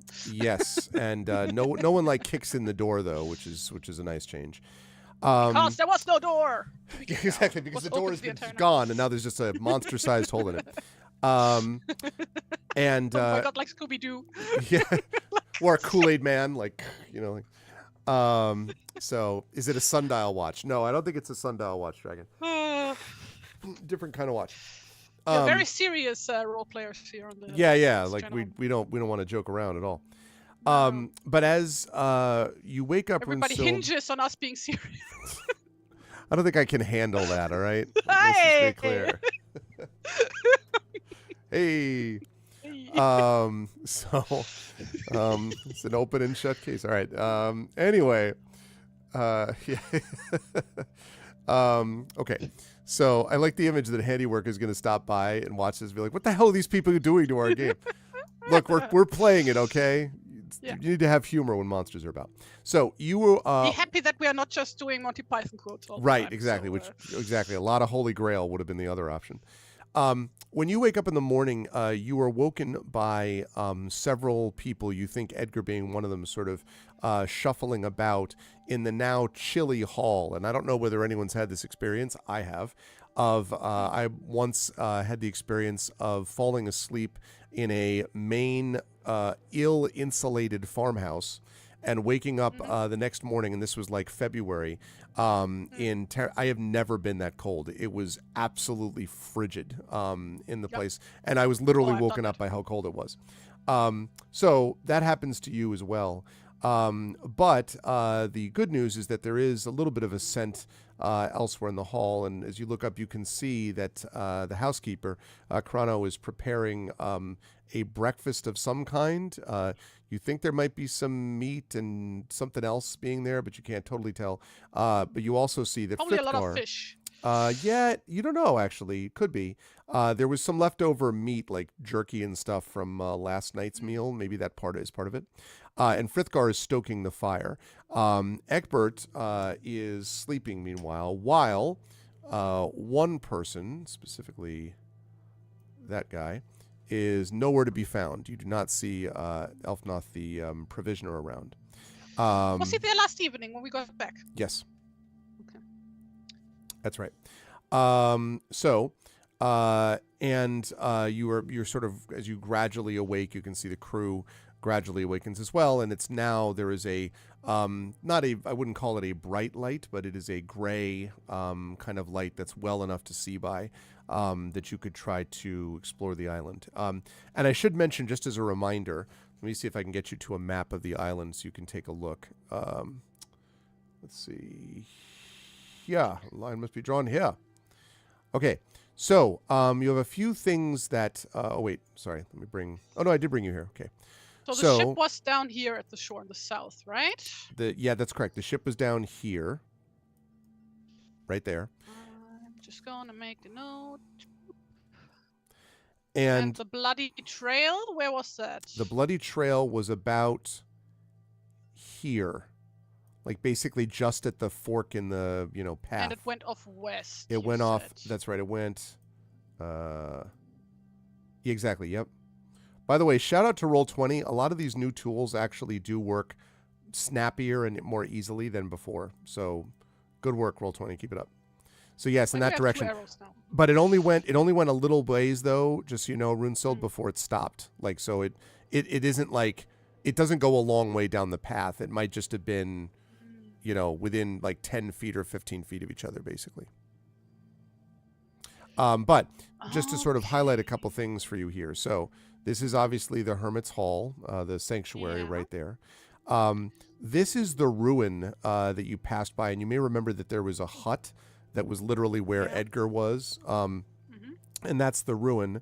And there's stone from the tower here that is sort of fallen down tower. So there's the ruin. That's one area. You've got over here these eastern cliffs. You have western cliffs over here. You have the northern cliffs over here. And you have two other things of note. One is that there is this set of standing stones, which you heard mentioned a couple times, that was here. Sorry, you froze up there for me for a second, and I assume that's because I froze probably up. Yeah, I think so. Repeat that. What is there? So these are the standing stones. Okay. Over here. And the last thing is that there is in the northwestern part. Oh, wait a minute. Actually, hold on. No, I take that back. I'm sorry. I'm wrong. That's not the standing stones. I got confused because of the way they described it. These things here, like the one that you saw right at the track, are standing stones. They're not in a circle. So what are these, like megaliths or what? Yeah, exactly. Well, you need to go check and see them if you wanted. The one that you saw here was like kind of a path marker, so it would have like this way to the sanctuary, that way to other things. So it has like diagrams on it. This is a walled graveyard. Sorry, not standing stones. These that you see here scattered about are standing stones.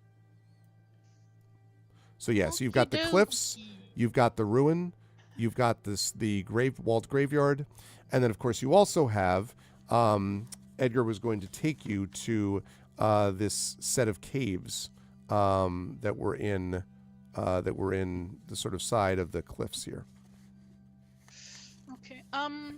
So Hunsel would probably be one of the first people to be awake, since he's alert and running on adrenaline. She would get up. Oh, can you hear me? Test. I can now. You froze up quite a bit, but I think I heard you that she's the first one up, is what you said. Yeah, one of the first people up. I'm assuming that's okay. Yeah, that's fine. I mean, there's a few people in the hall, just so you know, that are up, but but they're not moving. So yeah. Yeah, she would just whisper over to the closest of them to like, "Hey, I'm gonna go run around the perimeter. I'll be right back." Yeah, she would step outside of the hall, and the plan is to just walk around inside these walls and get just like a closer look at where everything is. Since she's only seen the place in the dark, right? That's correct. Okay, so let's talk a little bit about that. Let's talk a little bit about the sanctuary, this hall. And maybe make a line around the wall on the outer side too. Okay. So let's see here. Okay, let's see here. Yep, I hear you. You broke up a little bit, but I heard you. Okay, so you're going outside here, and then you wanna sort of do a little, you said, circle inside and outside the walls, if I understand that correctly. Yeah, my Wi-Fi is like cutting in and out for some reason. It's okay. Just let me know what you could hear. Hi, sorry. Now I was completely gone. Can you hear me? Yes, I can hear you. We have storms going on, chat, so that's why. Go reboot my router real quick, so I will be back in like 2 minutes, 3 minutes, if that's all right. That is totally fine. I will talk to the peoples. Okay. So we have Wi-Fi issues, which means you now get me in double face version. Okay. So I will check in with all of you lovely folks as we are playing some Beowulf. But we've got some Wi-Fi stuff, so you can bear with me as we are playing this. I should mention, by the way, this is a duet system. This is by Handiwork Games, and we are playing the Hermit Sanctuary, and the one that Tren is playing with his character, Elflear, is called the Three Ogre Brothers, and we will be playing that in 2 weeks. So actually next week, I'm going to be back here with Tari doing our Gamebook illustration stream, and then the week after that is going to be Tren playing Beowulf Age of Heroes Part 2 of the Three Ogre Brothers. And in his adventure, so far you might remember that they came to a place where there was a church, or at least it looked like a church, and he talked to these three people, and then when he came back like the next morning, the church was gone, and it was just like a sort of ruined building, and the people that were there as if they were gone, as if they had never been there, suggesting that maybe we're dealing with ghosts or something like that. So it is very cool, I think, to have a system in which these two people are on different sides of the world, or different sides of the whale road, I should say, although there is the possibility that they will be able to sort of interact with each other at some point down the line. So I would not say that that's out of the realm of possibility. That's a good question, Cowgirl. Eventually the players will almost certainly cross paths. The issue is under what circumstances they'll cross paths, and that is sort of dependent on how things go. They have a couple of adventures that they have to do first, basically, before they would come into contact with each other. But yes, I think there is a possibility that they will connect with each other. They might do that, let us say, around a certain charity convention that's sort of prominent on this channel known as ArvCon. So I can imagine that is the case. But yes, welcome, Cowgirl. And we will have our player back in just a minute. She is having Wi-Fi issues. It's storming where she is in the Netherlands, so hopefully we will get her back shortly. Also, a quick note, if you like what you've seen with this, keep in mind that we run 5 separate campaigns between 2 channels. On this channel, I run this campaign. I also run Eberron, Oracle of War, which is currently in part of 11 of a 20-part campaign. Thank you for the follow, Cowgirl. And I also do a stream of tabletop for a game called Expedition from the Mysterious Peaks, which is inspired by the old module Barrier Expedition to the Barrier Peaks. And so it's connected to that. That's really fun as well. Very cool world in that one. So we have 3 that we do that I DM on this channel, GM on this channel. And then on GOG Comms Twitch channel, I GM 2 campaigns at the moment. One is in Greyhawk.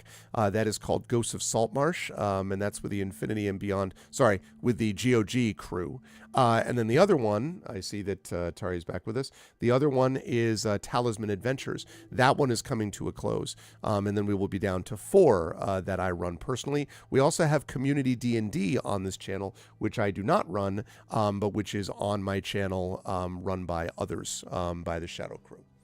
No idea about Bag of Giving. That is, I was happy to host it, but that is run by, hello Tari, but that is run by Brandon Crilly and Mike Underwood. And right now, both of those folks are extremely busy. So I don't know when or if Bag of Giving will restart. We'll be happy to host them if and when they do that. Okay, how we doing on the router stuff? And my connection is back, gone again, apparently. It's weird. Test. Can you hear me? I can hear you. Okay, weird. I have like 0 bars. I don't know what's going on. Huh.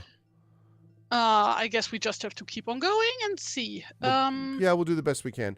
Kind of freezing up here and there, but hanging in there. It's not good. The power of internet will compel us somehow. Okay, so let's see. Where were we? Yes, so you were going out to check the inside and the outside of the walls, right? Of the sanctuary? Yes. Okay. Also, have a look at these 2 other buildings that are there. Yes. So let's talk a little bit about that. So on the other buildings, the paper is too sizable here. Hold on a second. To drink something.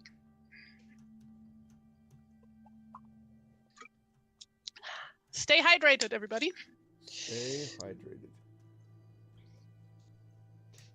Okay, so first of all, let's reveal these, since you can now go into these as you will.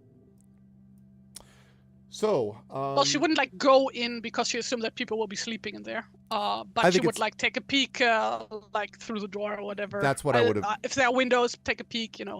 That's what I would have assumed. Yeah. They're not windows, but just give me 1 second here. I'm gonna move you off screen for a moment. Yeah, both of these things, if you just sort of take a peek in, one of these, and this is the one on the left side, this looks like it's some kind of, just sort of peeking in quickly, Runso, it looks like a storehouse of some kind.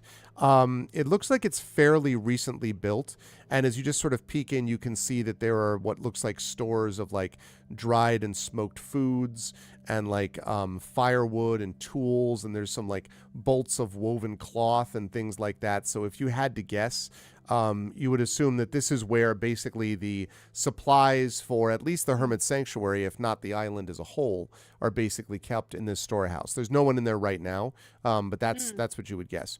And then, and as I say, that looks to be fairly recent, if you had to guess. This one on the right over here looks to be the house of someone else. It looks like there might actually be chambers possibly for... because you don't think the housekeeper was sleeping in the hall, so you might think that maybe Caro and her son Edgar would live here. That might be the place where they would be, because you can see simple things like a kind of a simple wood framed bed. Maybe there's a wooden box, you would say, at the sort of foot of each of the beds.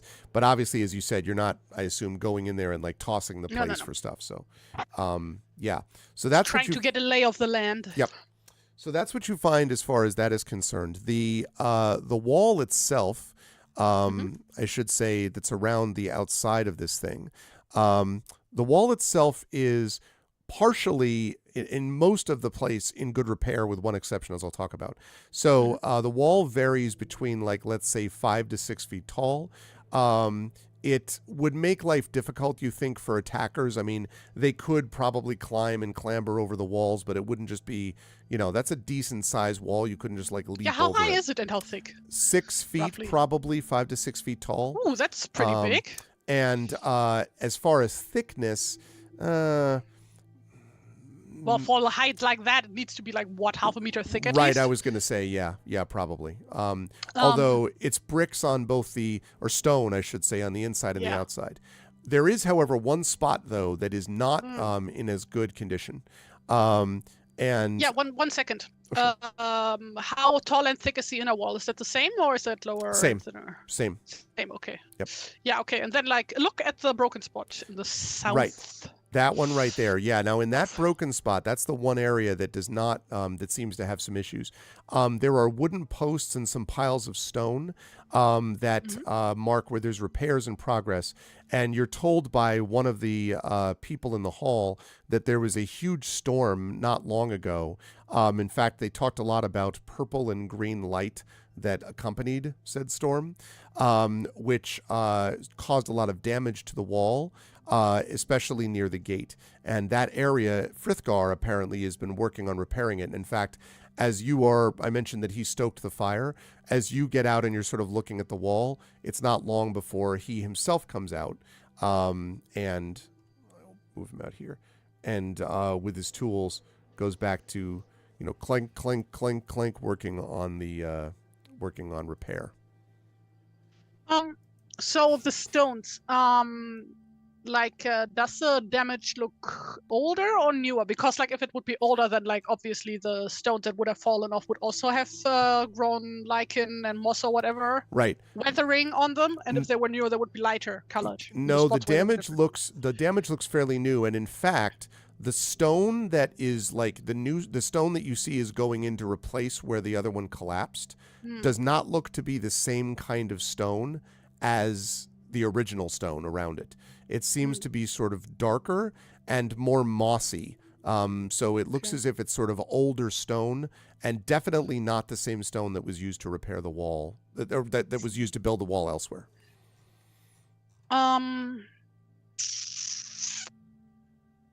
Yeah, I guess like I'm assuming she gets there before she can do her outer perimeter walk for the wall, because she would need to get out of the gate unless she climbs over. In that case, she would stop and take some time to help out with the wall. Like, I don't know, like I can't estimate how big the damage is, like how long that would take to repair. Like, I'm assuming these are just loosely stacked stones without any, what do you call the stuff that you put in between stones like when mortar? You're making walls? Mortar. Mortar, yep. That's right, although you can see that the part that's already been repaired, there are a lot of sort of cleverly placed kind of wood anchors that are sort of placed left and right underneath, basically in such a way as to kind of, it's almost like lattice work that seems to be sort of holding the stone in place, at least for the moment. You don't know what the long-term plan is for this, but it seems like it's stuff that's being held by almost like a little bit of a framework. Wait, is that all the way around or just in the spot? No, just in the spot.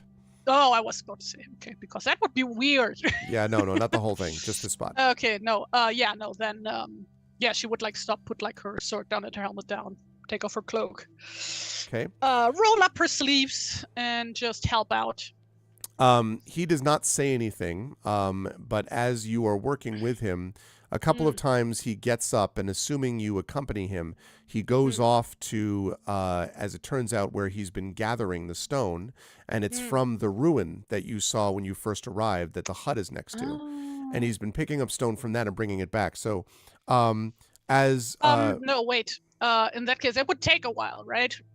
So in that case, once she sees him leaving, she would grab her stuff and go walk around the perimeter, like do her rounds again. Okay. Yeah. Okay. Yeah. instead of waiting. You can see that. I didn't know if you were going with him to do that, to No, no, grab no. the stone. Okay. So as you walk around the outside, you can see that the perimeter of it. I mean, again, it's not like smooth and like spectacularly taken care of, but it definitely you can see that there are little chips and little marks on it and whatever. But yeah, coastal lettuce isn't going to hold. But it looks to be in fairly good repair. And it looks like it would stand up against, keep the worst of the wind out, obviously. And you think that it would keep anyone that was trying to just, if you had a invading like band of like, bandits or coming in to try to take over, it would be harder for them to do that, given the fact that the wall is here. But you've also seen higher walls, Runesild, sometimes, like, and so there is. Oh yeah, back home she would have seen Roman walls, not knowing what Romans are, of course, but Yep. she would know what Roman walls look like. So. Yep. Oh shite! I completely forgot to do a thing that I meant to do. Like before going to sleep last night, she meant to get a detailed report on what happened down at the shore while she was gone with the monster, like from what was his name? I don't remember. I didn't write it down. From the one crewmate. From the captain? Ingvold, you mean? Well, Ingvold was the one who was taken, if that's the one you mean. Like one of the guys was like, hey, this and that happened, and then she was like, yo, chill. Yeah. First we get everybody out of here, and then you can fill me in. Yep.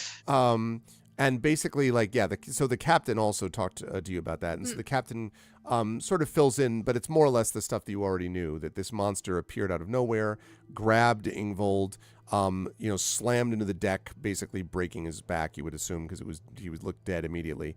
And in so doing, also cracking the oar in half that, like, this guy had been near. He hadn't been sitting, like, rowing, obviously, but he was near it. And then, Guy had leaped forward, tried to attack him with his spear, did nothing, didn't have any effect. A couple people threw javelins at the creature, it just bounced off his skin, his fur.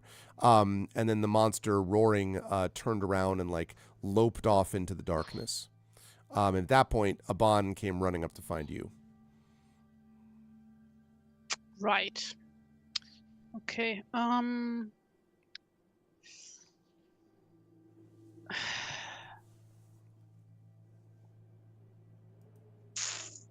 Yeah. Okay. No. Then wait until I can talk to Rigmod.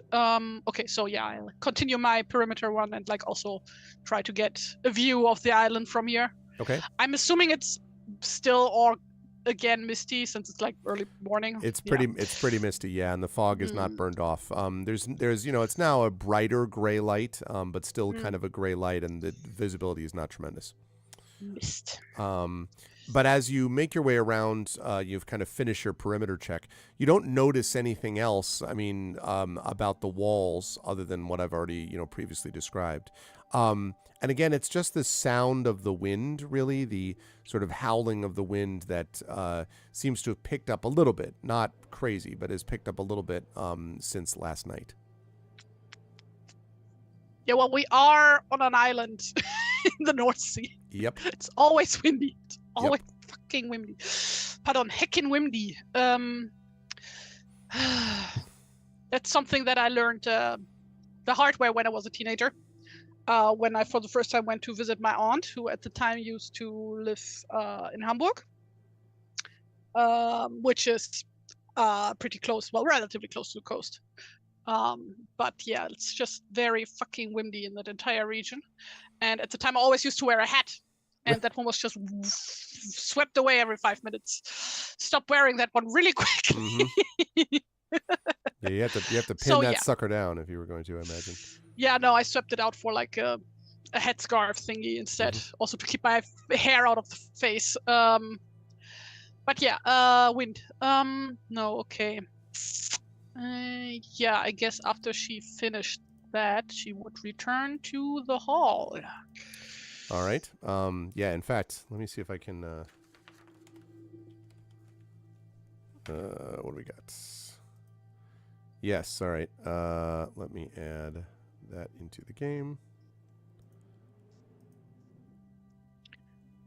1 second. If you turn the map upside down, it makes a concerned face, like a There we go. Little bit of wind.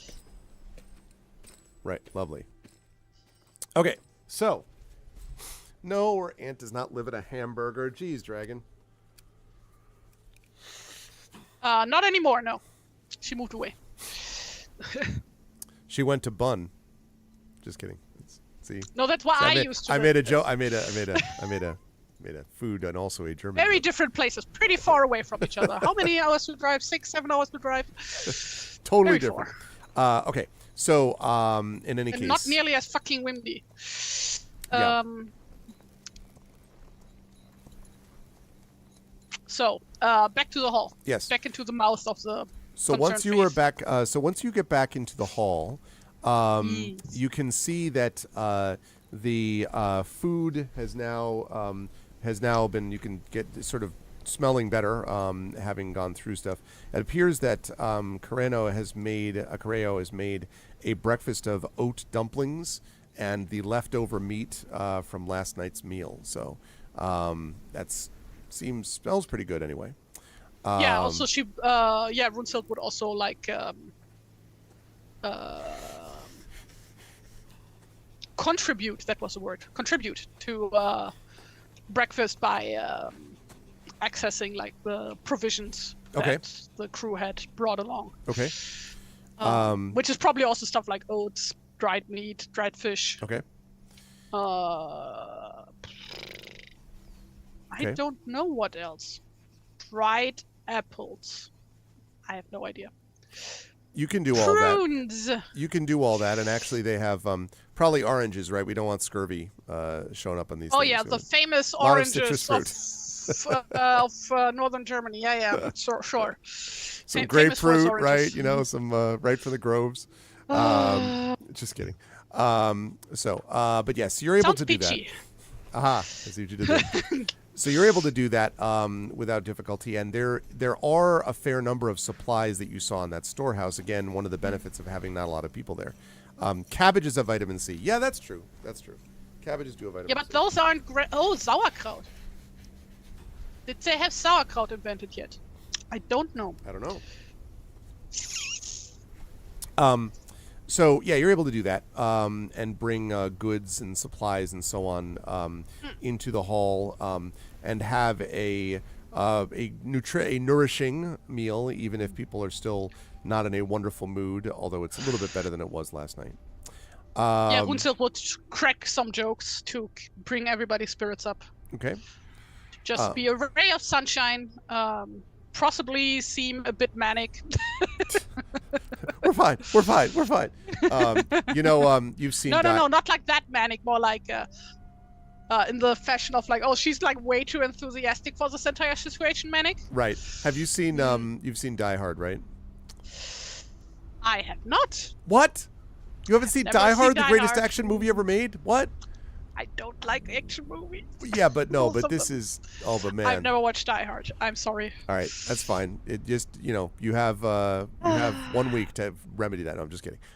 You should watch it at some point. Anyway, there's a character in there who is sort of like a classic 80s cocaine using like corporate exec who basically is like super stressed out all the time. So when the stuff happens at the beginning that like is the like kind of generating event for the movie. Yeah, Ellis, exactly, Trent. Like, I know about the movie. I've watched Brooklyn Nine-Nine, and I think through that series, I've just watched the entire movie because the entire show is just Die Hard reference. Okay, yeah. So Ellis basically is the guy, and like Ellis does that stuff all the time. He's like, "It's gonna be fine. We're all fine. We're all fine. We're great. Everything's great. We're all fine. We're great." So also hi, Trent. Yes, the greatest Christmas movie ever. That's true, Dragon. Okay. No, that is Hogfather. So yeah, no, there's a meme about Die Hard as a Christmas movie. So anyway, so you're able to do that, and again, in the hall you have, besides your crew and your followers, you have got the Carreo, and Edgar is there, who's kind of like eating and seems kind of like anxious, not in a nervous way, but sort of anxiously like looking at you and looking at the door and looking back at you. And then Egbert is now awake, but is just sort of like mumbling to himself as he moodily chews on a piece of jerky. Chomp chomp. Right. I guess as soon as Rickmod is awake, who I'm assuming is awake early because she is an old woman. And Yes. old women are always awake at like 5 a.m. for some reason. That's right. They go to bed at like 5 p.m. 8 o'clock. Yeah, I was going to say. Yeah, exactly. So yeah, I was gonna check in on her and inquire her if any of the things we heard so far about this monster that haunts this island, about this beast, if that matches anything she has ever heard of. And she kind of, listens as you explain, what you want, and she kind of, well, that would depend, I suppose. There are, of course, those who believe that monsters visit themselves upon these islands for reasons of... And she kind of trails off and then cackles a bit. For reasons of things that people have done to attract them. Moments of greed, for example. Perhaps this creature is drawn by what failures these people have made. Or it could be ill fortune. But either way, this creature seems like it cannot be killed through normal means. You will have to find a way around its defenses. If you can do that before it eats all of the crew. Nobody's gonna eat my crew. They already ate one of them. So that's not... that person is no longer part of my crew? Well, at least that's what Rickmod says. No, like you get the impression. Rootzild is making some stupid logic. Oh, I see. No, okay. In that case, I guess once her followers all are up and have had breakfast, she would grab, let me think, Rigmod and the husbands. Okay. And try to scout out the village. Also, is a boy here? The boy is here. That's the one. That's Edgar, who was Edgar. looking at you and looking at the door. And she would go up to him, ask him, hey, you said last night that you could show us around, right? Yes, you wanted to see the caves. I was going to show you where the caves were, right? The caves? Yeah, I would love to see where the caves are, but could you also show us some other places on the island? I would like to get a good lay of the land. Oh, yeah, I can show you all the places. Yes, I know the island better than anyone. Outstanding. Then let's go. She would go with the boy and the husbands out taking a look at the island, and would, before she leaves, instruct the rest of the guys and Guy. Guy and Genevieve, right? I assume you're leaving. Genevieve. Sorry, Genevieve. Help them. Yeah, that's fine. I told you can just pronounce her like in French. I just, a lot of names. I know. So to help around, like tell the crew to like help out with repairing the wall. Okay. And Genevieve to help out with like food baking and stuff, because that's like her thing. Okay. And then we are off on a hero's journey. All right, so hero's journey. It's funny you mentioned that, actually, because one of the panels that I'm going to be on at Boscone, which is coming up this weekend, which is a convention in Boston, is going to be "Have We Outgrown the Hero's Journey?" And I'll let people into a little bit of a moment about that. So the moderator got in touch with us and was like, "Hey, can you, what do you want? What do you all want to talk about individually?" And blah blah blah. And so one of the people on the panel is Michael Swanwick. Now, if you don't know who that is, Michael Swanwick is one of the best fantasy / science fiction short story writers of all time. Like, this is a big time guy who I've been fortunate enough to interview before and be on a panel with before. And so a couple other people were like, oh, I was thinking about this that might like counteract the hero's journey and like, hero's journey in popular culture. And he was just kind of like, I despise the hero's journey, which, and he said something to the effect of, which makes it possible for AI to turn out slop like nobody's business. Please let it die. I was just like, so I'm not as negative on it as Michael is, but like, it was very funny. So if you come to the panel, if you're in the Boston area and you come to this panel, I think there will be some fireworks surrounding the aforementioned hero's journey. Everybody's shipping out for Boston. Yeah. For Boston. Exactly. Going for Boston. Okay, so let me bring you over to the map where we can see. Find your wooden leg. Here we go. Let me zoom out a bit. So you are right here right now. So where do you want, where would you like Edgar to take you? I guess the first stop would be where we found the tracks last night. Why can't I grab my token? Do I have the wrong? Oh, I had the wrong thing selected. Okay. Yeah, first go back to where the tracks were. Sounds good. And I guess the plan is to try and follow these tracks, and on the way have the boy explain stuff. And also I hope the boy will be very excited about seeing some cool fucked up bones, because that's what little kids are like.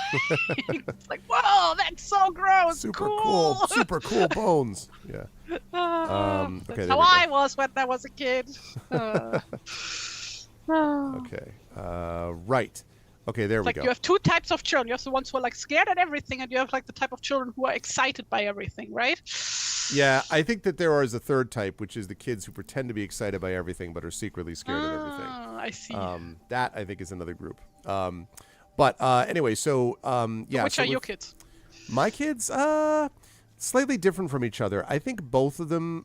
My daughter, so little Arv, my oldest, was very affected by visual images, like really struggle, like, visual images would get in her head and stay there. So she would have nightmares, and she would she really like struggled with that.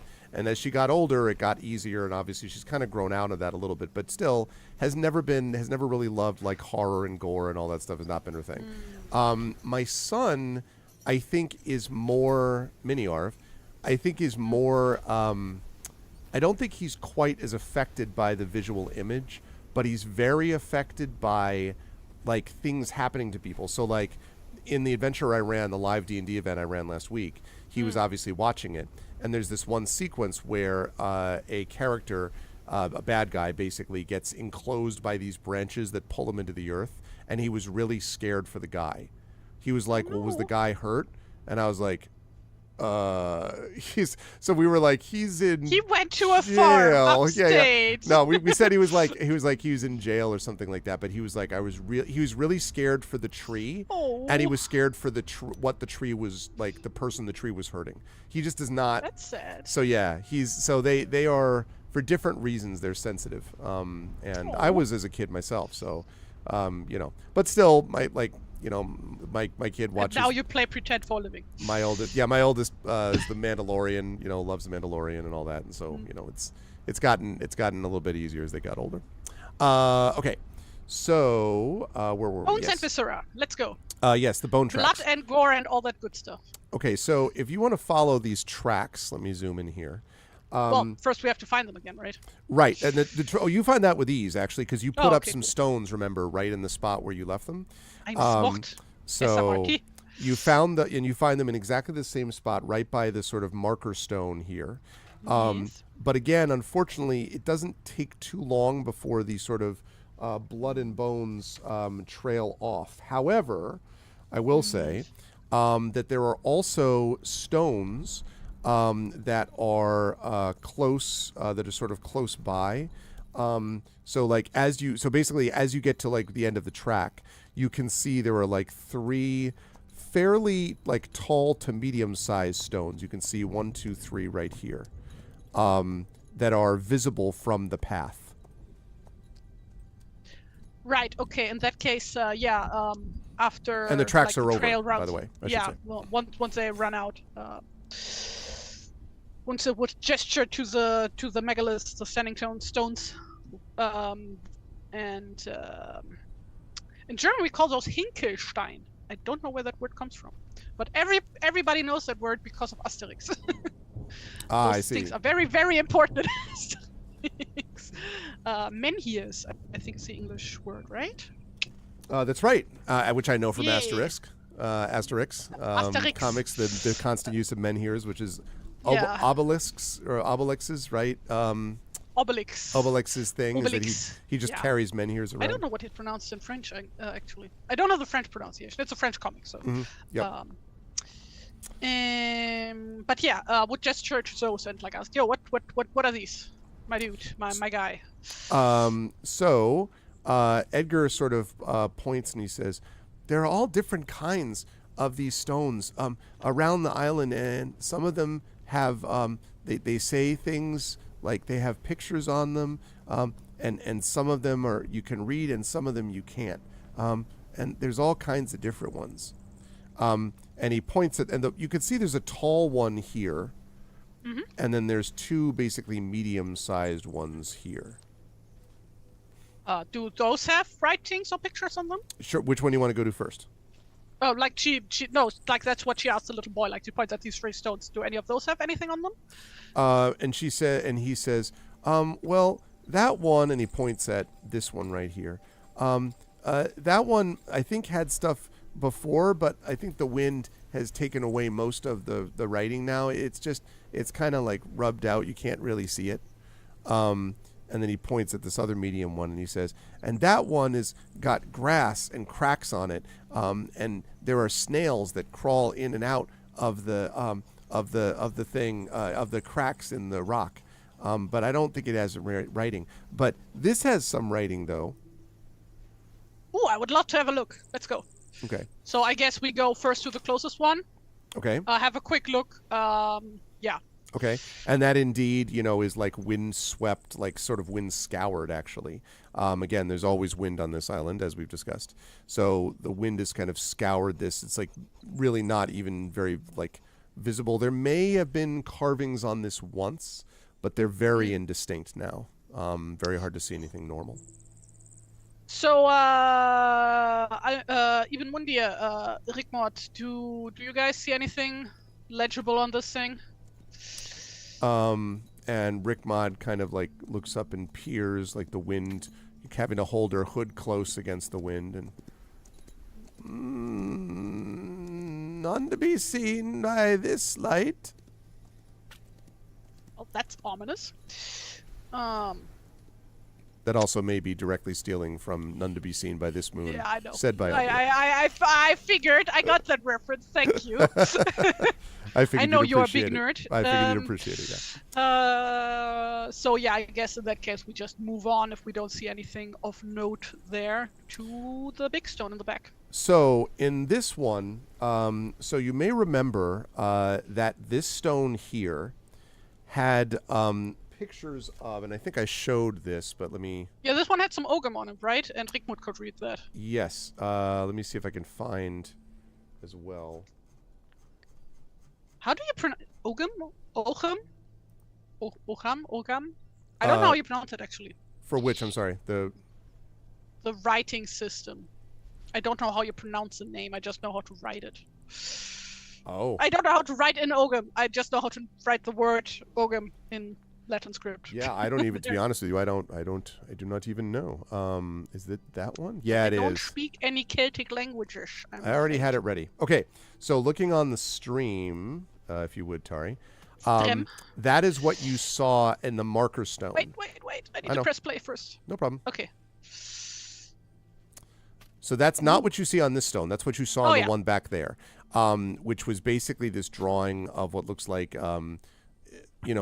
warriors like attacking this beast. But as you can see, none of the weapons seem to be hurting the creature. Gee, what reminds me? What does it remind me of? Something that happened last night, where also no weapons could harm the big guy. Does make you wonder a little bit. So that was the one that you saw. That was the one that's right here. Sorry. Yeah. That's the one that was right here, at the crossroads, right? But this one has something a little bit different. There is what you see basically is a sort of an angular shape to this boulder. In fact, I think I might have a picture of this. Yeah, I want to. Angular shape. Yeah, I want to make sure that you actually see it because. Oh my God! The cubist got to the stone. It's literally all Minecraft, just like a bunch of Minecraft blocks in the middle of like a completely naturalistic scene. Suddenly behind you, you hear. Oh God! That freaked me out so much when I first played Minecraft. Oh man. Yeah, I always play on peaceful, and I know people give me shit for that all the time. But yeah, I always play in peaceful. I like just building things. I'm a very scared little girl. Okay, let's see. Let me put Easily that scared. in there. Easily Let's startled. go with that. Okay, right. Let me show you this on stream. So, okay, image. Right. And that is this. Okay. Oh my God, it's enormous. Sorry, I needed to resize it before I did that. It's enormous. Just 1 second. Okay. That's what he found. There we go. There we go. Perfect. So this is what that boulder looks like, and I'll zoom in on it a little bit, even though that there's more to the there's more to the picture. But I want to zoom in just on the boulder itself. Sorry, let me crop here. So, okay. The spot where it like gets thinner, is that like still rock underneath, or is it just dirt that a regular potato-shaped rock is sitting on? It looks like dirt that this rock is sitting on, but the thing that you note in particular is you see the front face of that, where like on sort of on the left-hand side of it a little bit, where it looks flatter, basically than the rest. That looks like it has been broken off. And it looks like a smooth cut, by which I mean like it's not just that it fell over and there's no piece of it nearby. Like in other words, it's not like lying around on the ground somewhere. And I mention that because you see right on the very edge of it, like right where the little flat space meets the kind of the rest of the boulder, you can see what looks like the very faintest sign of what looks like an illustrated border, like as if it's the border of a picture that is right on the edge of it, but the rest of that part of where the picture would have been is gone with the piece of the boulder. How old does this cut look? Like, is this side as worn as the rest of the stone, or is this like does this like look like it looks relatively new? It looks newer. Now, it doesn't necessarily mean like today, but it definitely looks like it is newer. Yeah. While I was helping out with the wall earlier, don't suppose I saw a stone that happened to be roughly the size of what could be missing here. You did not. The stone that you saw there was much smaller than that, and was also mostly shaped and like sort of brick and stone shaped, rather than sort of like kind of boulder shaped. I don't know how to describe it. Okay. But yeah. In that case, Runsild would turn to Edgar, the little boy. Like, say, Edgar, how old are you? How many winters have you seen? I've seen 12 so far. Hold on, Edgar is currently covered by the boulder. Let's put you... there we go. Did the stone always used to look like this while you were here? I don't remember if it always looked like this, but I bet I know where it is, though. Because there's all kinds of stones in the graveyard, the walled graveyard that has lots of stones. They for everyone who's ever died, they put the graves there, and they use stones from around the island because there's so many of them, like in the cliffs and the caves and everything. So I bet it's there. Show me? Oh, sure. Sure. And so he like... I'll race you there. Yeah, he's like already booking it, so you'd have to like run okay. after him. You could do that though. Yeah, okay, yeah, of course. Behind He's trying you, to keep this little scared kid entertained and keep his mind off terrifying murder things. behind you, you hear like, you think Rick Ma is like trying to like, make her way slowly. Yeah, no, that's fine. I'm assuming the husbands just stay with her. Yeah, no, I right. So he sends you and just books it up the sort of towards the path up the hill, and then up this path. But adults have higher movement speeds than children, so. But his speed is great. No, you're right. So you do actually catch him. That's actually a good point. I'm thinking about me racing my son all the time. He has long legs. It's amazing how Legs for many ties my son has with me when we're racing, like to get to the car. Amazing how much that happens. Because to be clear, Chad, I am 6'3" and my son is 7. So like. Can I get a 1-minute break to refill my water bottle? Oh, of course. While you do that, I will let everyone know that you are watching the amazing and awesome TariToons as we play Day 3 of Beowulf, Age of Heroes. This is part 2 of the Hermit's Sanctuary as Runesild, Tari's character, is trying to figure out the mystery of this island and why these people have been getting killed. And now, at least, I think she's figured out that there may be a monster involved. If you like what you see in here, can I ask you to do a couple things? Not only follow the channel, sub to the channel, support the Patreon, but also spread the word about this particular show and campaign. And keep in mind that the next 2 weeks, you're going to see more of Tari and then Tren, who's been in chat. Yeah, my son is 7 feet. No, he's not 7 feet. I do think, though, that there's a chance. I don't know that he's going to pass. Sorry, I am maybe coming down with something. I don't know that he's going to get taller than 6'3", but I would bet that he's going to pass 6 feet. I think that it's pretty likely that he's going to end up past that. My daughter has slowed down. She was like tallest in her class and all that, but she has slowed down basically right to before my wife's height. My wife is 5'6", so she's like just maybe like a hair, an inch short, 5'6". I think she'll end up growing another half an inch or an inch or so, but she's going to end up somewhere around between 5'6" and 5'7". My son, though, he could easily get over 6 feet, I think. So how old are they now? Daughter is just turned 16, and Genevieve turned 16, and my son is 7.5. So, yep. So he's got some growing to do. Yeah. So, all right. Yeah, I stopped growing at 14. So. Yeah. I was already 1.80 m at 14. That was pain. Oh man, that must have been not super easy. But then everyone caught up with you. No, not super easy. They don't make clothes for tall people. Yeah, I agreed. I know the pain, but it's easier though. Like male tall clothes are more easy from what I've understood. Because my mother was pretty tall. She was like 5'11". For her, was reasonably tall for a woman. But for me, yeah, I'm 6'3", so I had to find some stuff.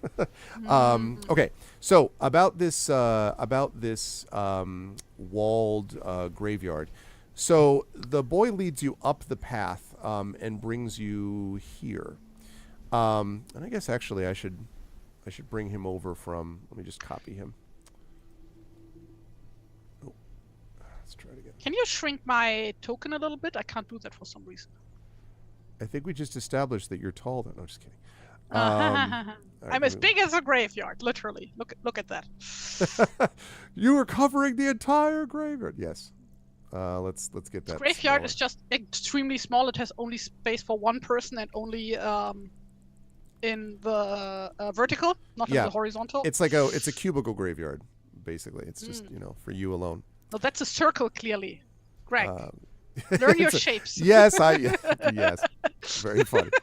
Okay, so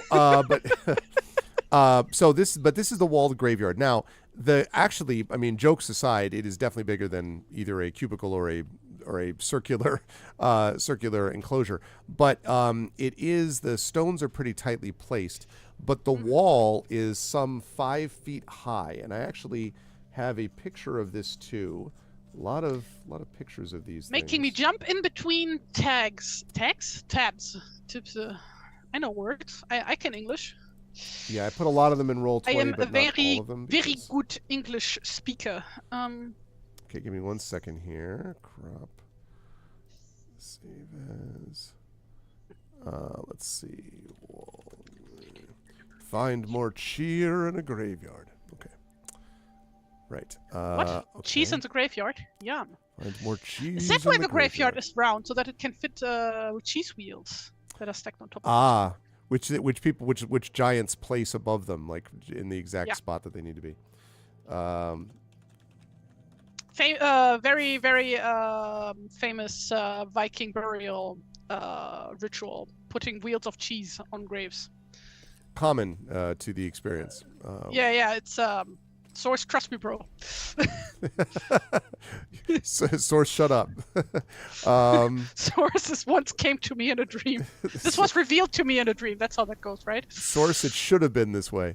Okay, so there I put a picture just above for chat. And you can see, I'll expand it a little bit actually first. So there, that's what it looks like kind of leading up to it. And the walls are fairly high, actually, Runesild, for a graveyard. About, like, as I say, 5 feet high, these walls. Which presumably is because that's how you protect it from the wind that is constantly blowing across the island. And the gateway has this sort of low opening. And so that's what you see from a distance. And Edgar brings you up to it, and he says, "This is the graveyard where all of the dead are placed and buried." Ooh. So where are those stones, those special stones?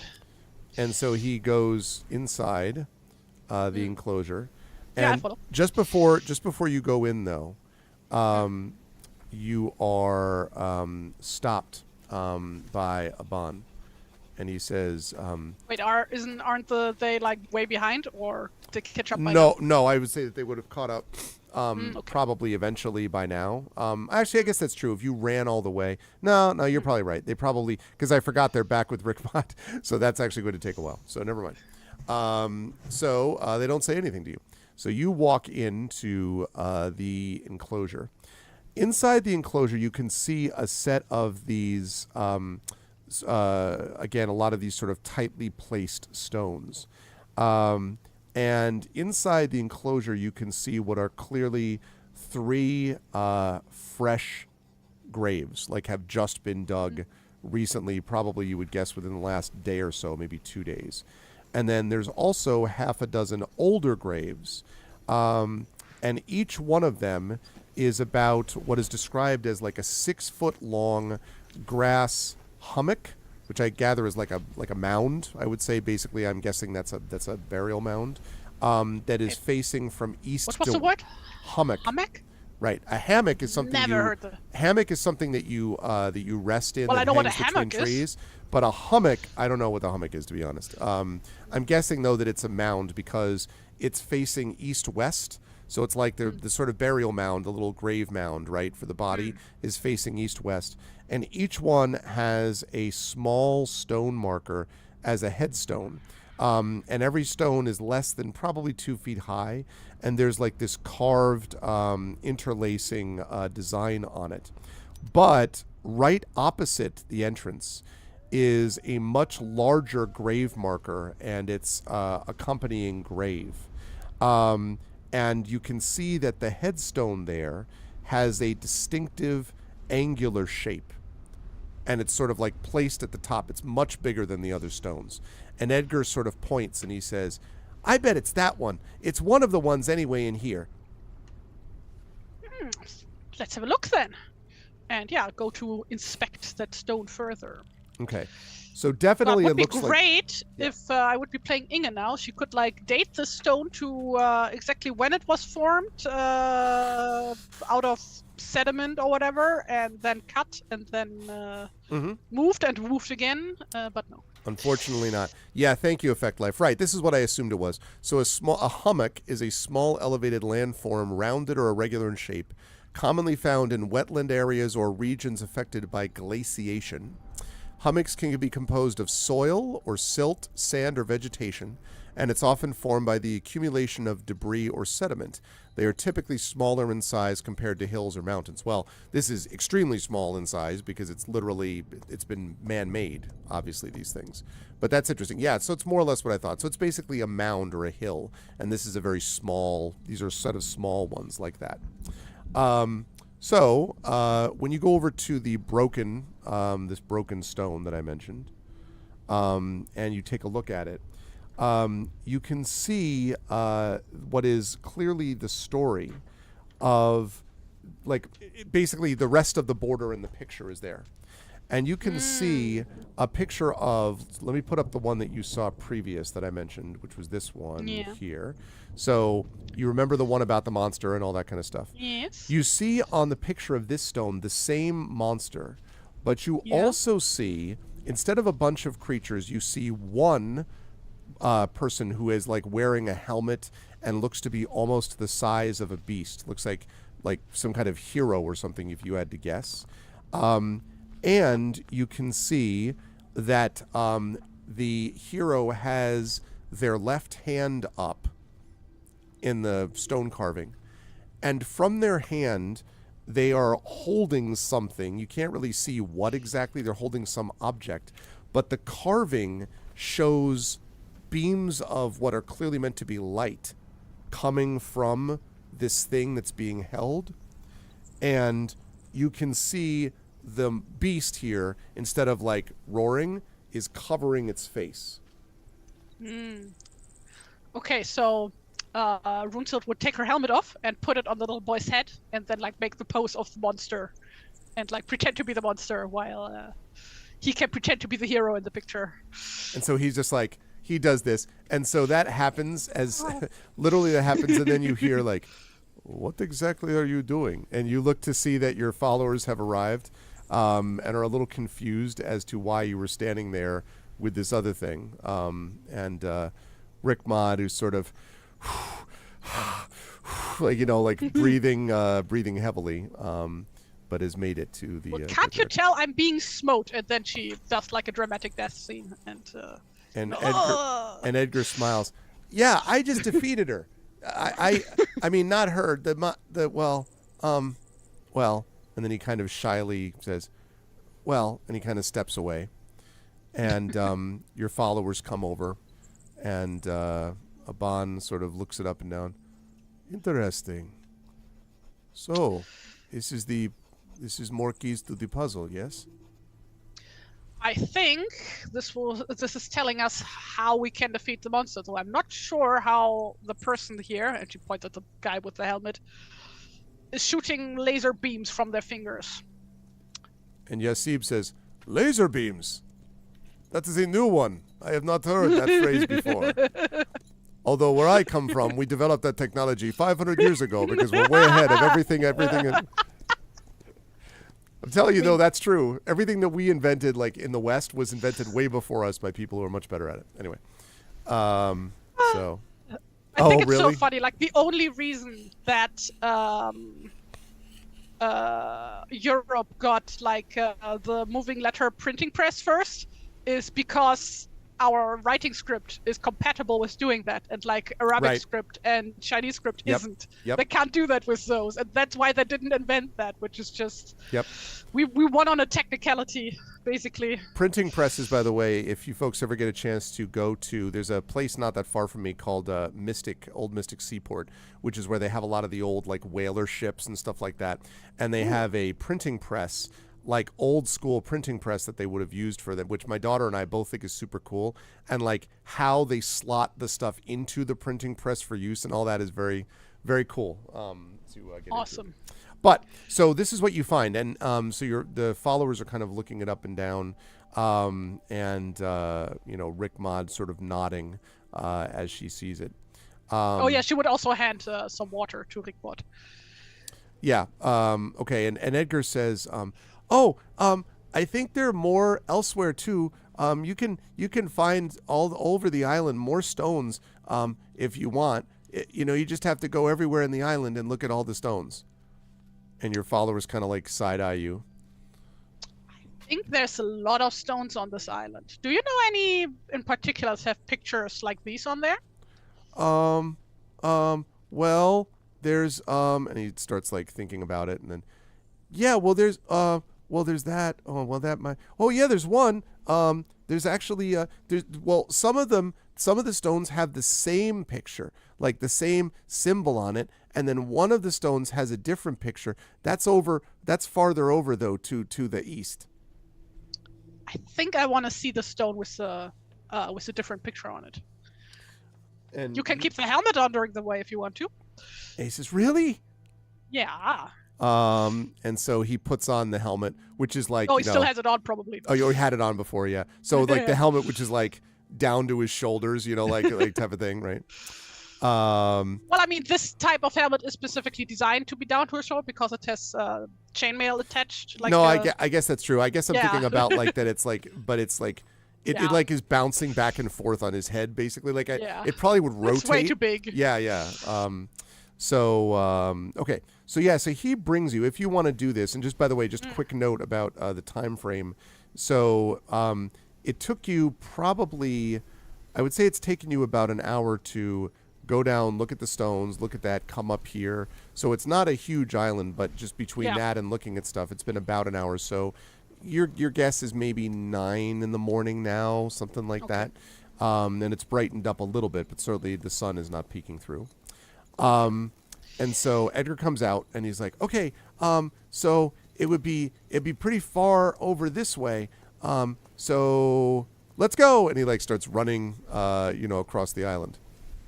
Yeah, this time she doesn't run, but like she keeps, she's power walking behind him, basically trying to keep pace. Behind you here, like as Rickmont is turned and like trying to now follow again. So he takes... Oh, by the way, I guess at this point she would, once we pass by the hall again, she would tell Rickmont to just go back if this is too much for her.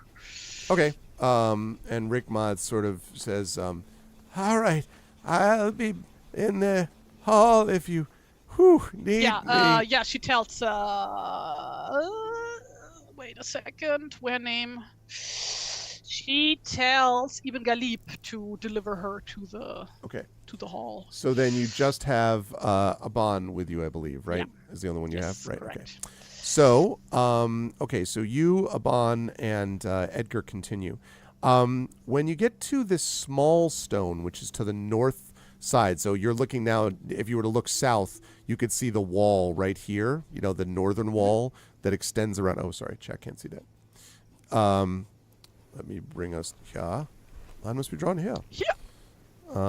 Okay, so you could see right now the the northern wall, of the sanctuary, of the Hermit sanctuary.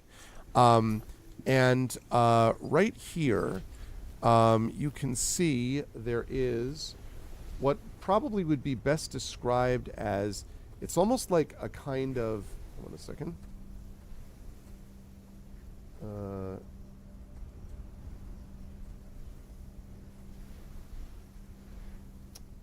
Just a moment, my PDF is giving me grief. Hold on.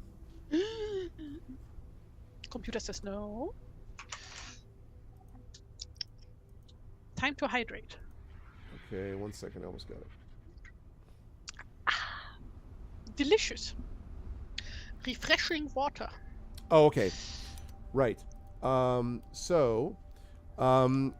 You find on this stone, there is what looks more or less like a,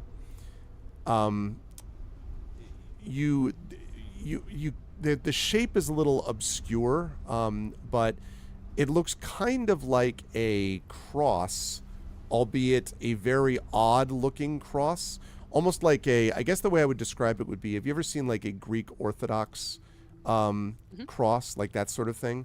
So it's like that, but there is a... Like with an extra bar, or what do you mean? Exactly. Yeah, like with a bar, and then like, so you've got the cross, but then there's like a circle, right? Like around the bottom of the cross to represent light coming from the cross. It's like a halo around what the top of the cross would be. So let me see if I can draw it.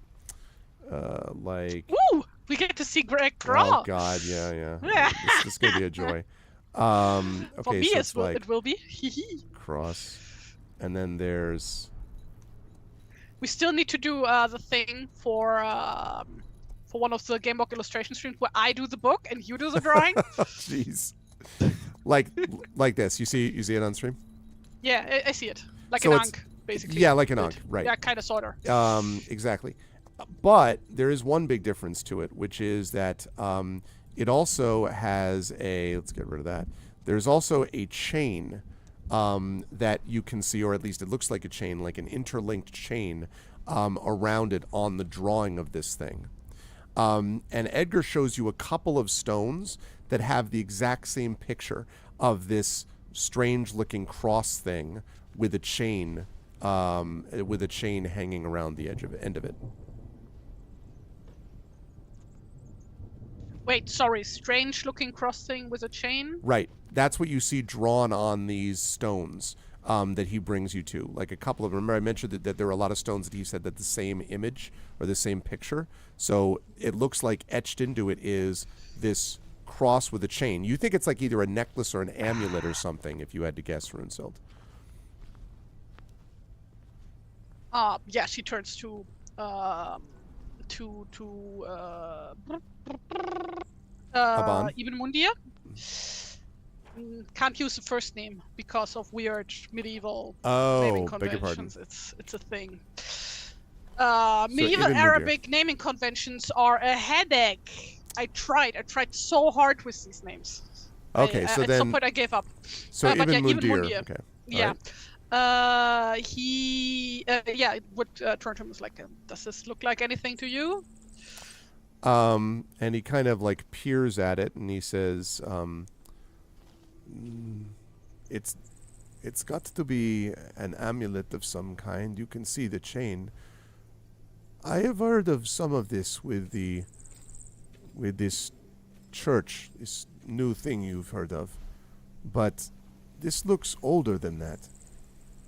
It looks though, he kind of like peers at it again. That could be light. Light coming from it or around it. Is Like this a mini lantern? And he sort of looks at you and he raises an eyebrow and he says, like the thing we saw back in the graveyard. He was holding. Yeah, but that person wasn't holding anything in their hand, were they? No, they were. Light Yeah, coming from their hand. no, I specified they were holding something, but you couldn't see it. Maybe like a little mirror or something? Could be. It's like reflecting light. It's not anything I know from any established religion, but it could be. Yeah, she like takes a very close look and runs her hand over it, trying to check if this chain part of the engraving, if that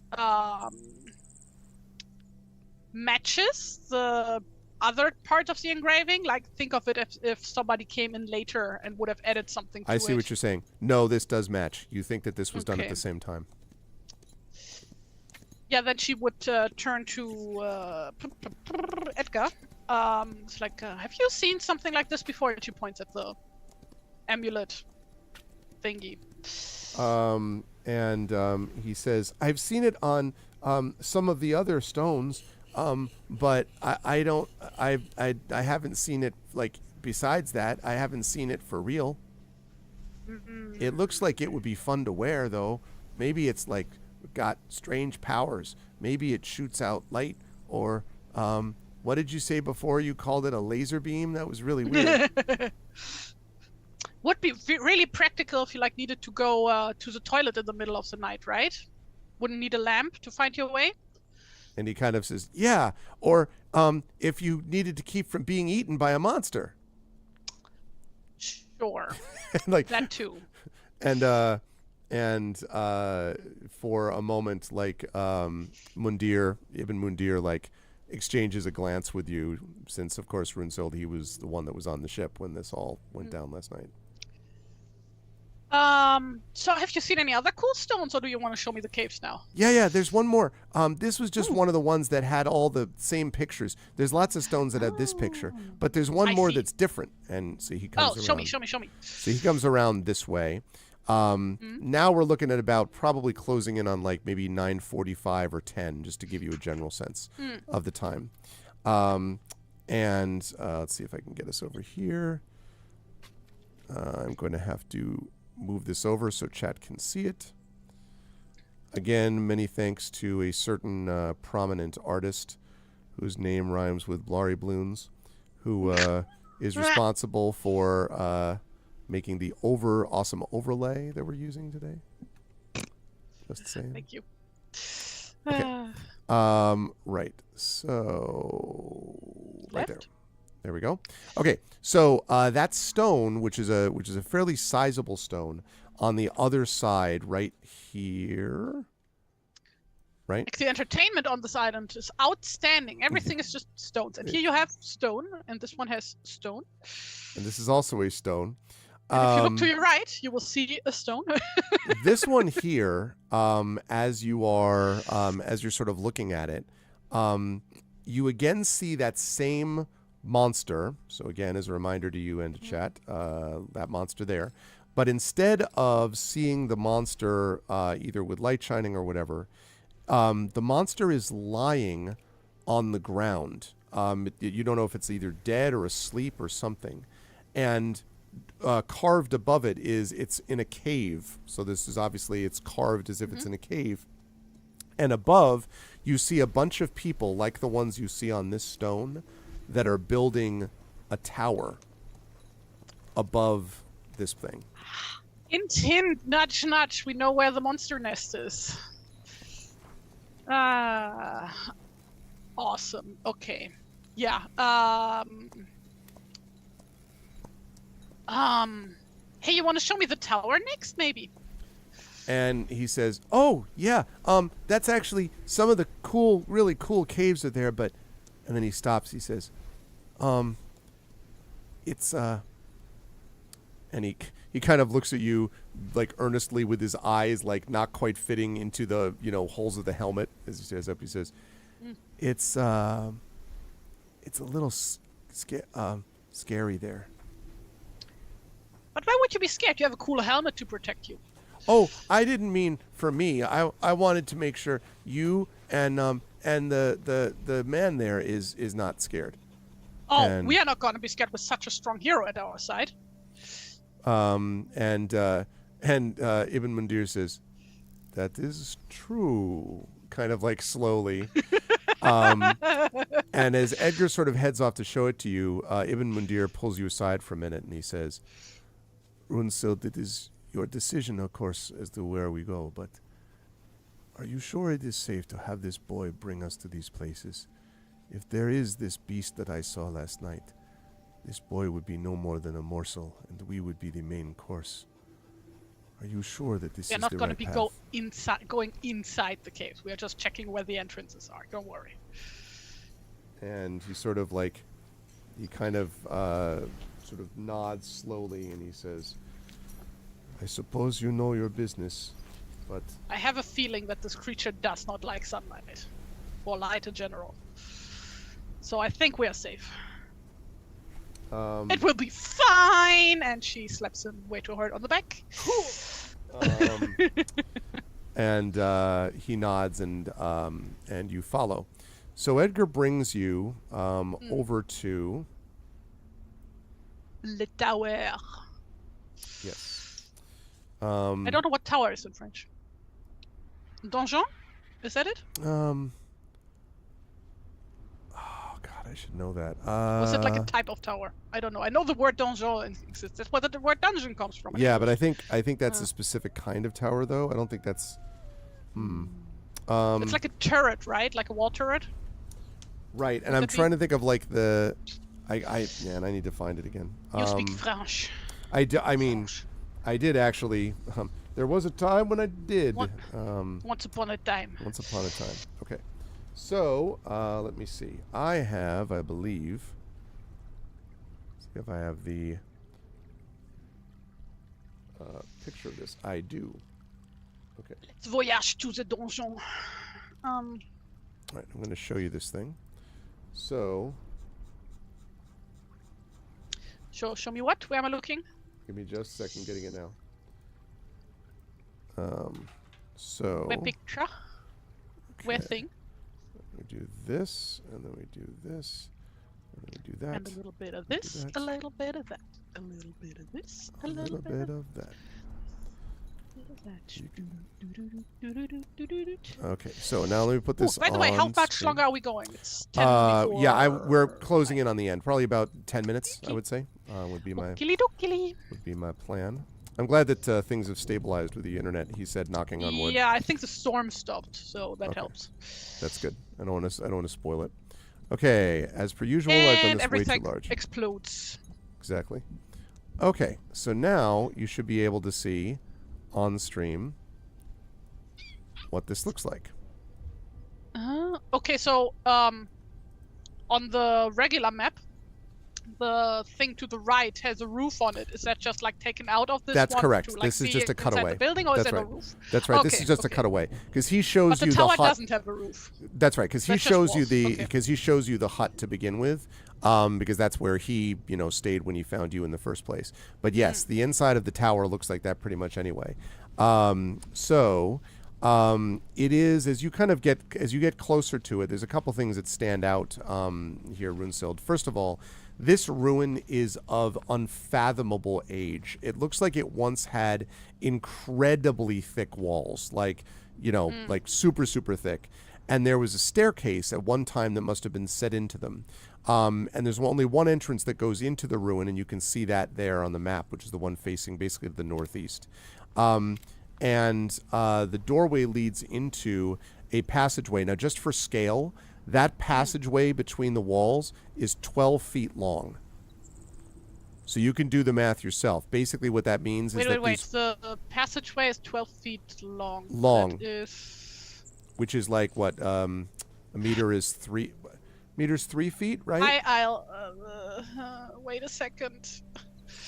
12 feet, you said, yeah? 12 feet in meter. I think a meter is 3 feet. Ish. No, 12 feet are 3.6 meters. That's what I've said. About 4 meters, Effect Life said. Yeah, that's about right. Yeah, okay. About 4 meters. So big, thick stuff. Thick boy. Thick boy. So there's that. And inside it, when you are brought inside, which you can do, assuming you wish to do that, Edgar goes inside. I guess would first want to have a look at the outside if there's anything of note to be seen on there. So, and listen in if we hear any telling monster slobbering noises. Okay. Well, let's see. The outside over here, you can see that a lot of stones have been missing.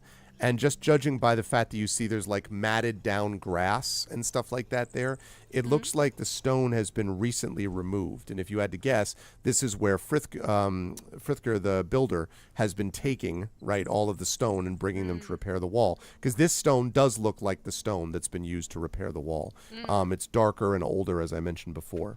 And so that's the first thing to note is that there's there. You can also see some wooden, what look like kind of props, like basically large beams, which are being used to prop up the walls, to kind of brace the walls. As the sort of stones have been taken away, you can see that some of the other stone has kind of fallen down around it. So the tower is still, the ruin here is still standing, but it definitely looks like it's slid down a little bit based upon the fact that the builder has been taking the stones out of the wall. So that's what the outside looks like. Okay. Any engravings anywhere or something? There is one of them, which is that as you look at the bottom of the stones, actually make a perception check for me. Check 1, 2. That's a 10. Or alternatively, I'll take the 10. Exactly, a 10 or a 10. I think that's probably enough because you're coming to it in the daytime. And also you've seen this before. You see it on one stone, and then you see it on a lot of stones, and then you see it on many stones. Ooh. The same image that you saw on those other little stones of that strange cross with the chain. Every one of these stones that you see has it carved onto it. like this weird unk-looking cross. Right. Interesting. All right.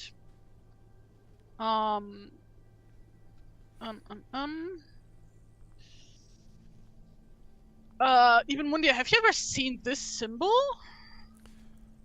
And she points at like all of these. And he says, yes, I saw it about 15 minutes ago when we were on the other side of the island. And he grins. I always wanted to find out how far a grown man could fly if I would toss him off a cliff. You would never be able to find anyone to replace my humor. And he smiles at you. Of course I wouldn't. Okay, but serious, before today, I mean. No, but I will say, as he points at it, there is no reason to do this for decoration alone. It takes time to carve this. Like to ward off something or to keep something in? And he nods slowly. And Edgar says, oh, yeah, and actually, some of the new stones in the wall that Frithgar's making back at the hall, they have that symbol too. I probably saw some of these while I was working on the wall, right? Now that you think back to it, yes. Mm-hmm. I see what's happening here. All right. That's what you see on the outside of it. I think I know what's happening. Okay. Yeah, she steps through the passageway, gateway. Yeah, that's the little. To have a look inside. where the stones were taken away. On the inside, you can see first of all that there are there's this little staircase that you can see inside there that you could actually climb up a little bit. But in the daylight here, because now we're almost to midday, you can see there are carvings on the inner walls of this thing. Carvings that are not just that same strange-looking cross thing, but there are other carvings on the inner walls of the ruin lining the central chamber. They're actually covered in decorative carvings, and they show robed figures, just like the ones that you saw battling the monsters, same kind of deal. But they are walking in procession. And as you kind of like work your way around the inside of the ruin, they have a variety of objects. You can see that they have like rings around their neck, and then some of them are carrying unusual scepters. This is all clearer, by the way, because obviously this has been protected from the wind, so it's easier to see, like the carvings. Some of them are carrying cauldrons, and a number of them are carrying serpents. And as you look, you can see that a couple of them are carrying this like strange cross that I mentioned, but a couple of them have the serpent kind of woven around the cross. And so you see that in a bunch of places. As you were sort of standing inside it, and everyone is a little quieter, like Edgar is even quieter here. Sure. Mm-hmm. As soon as I spot the serpent, as soon as Runsel spots the serpent, she would reach into her pocket and pull out the pebble. Pebble that she got from Guy last time. That had a serpent engraved on it, and like checks back against it with if that matches at all.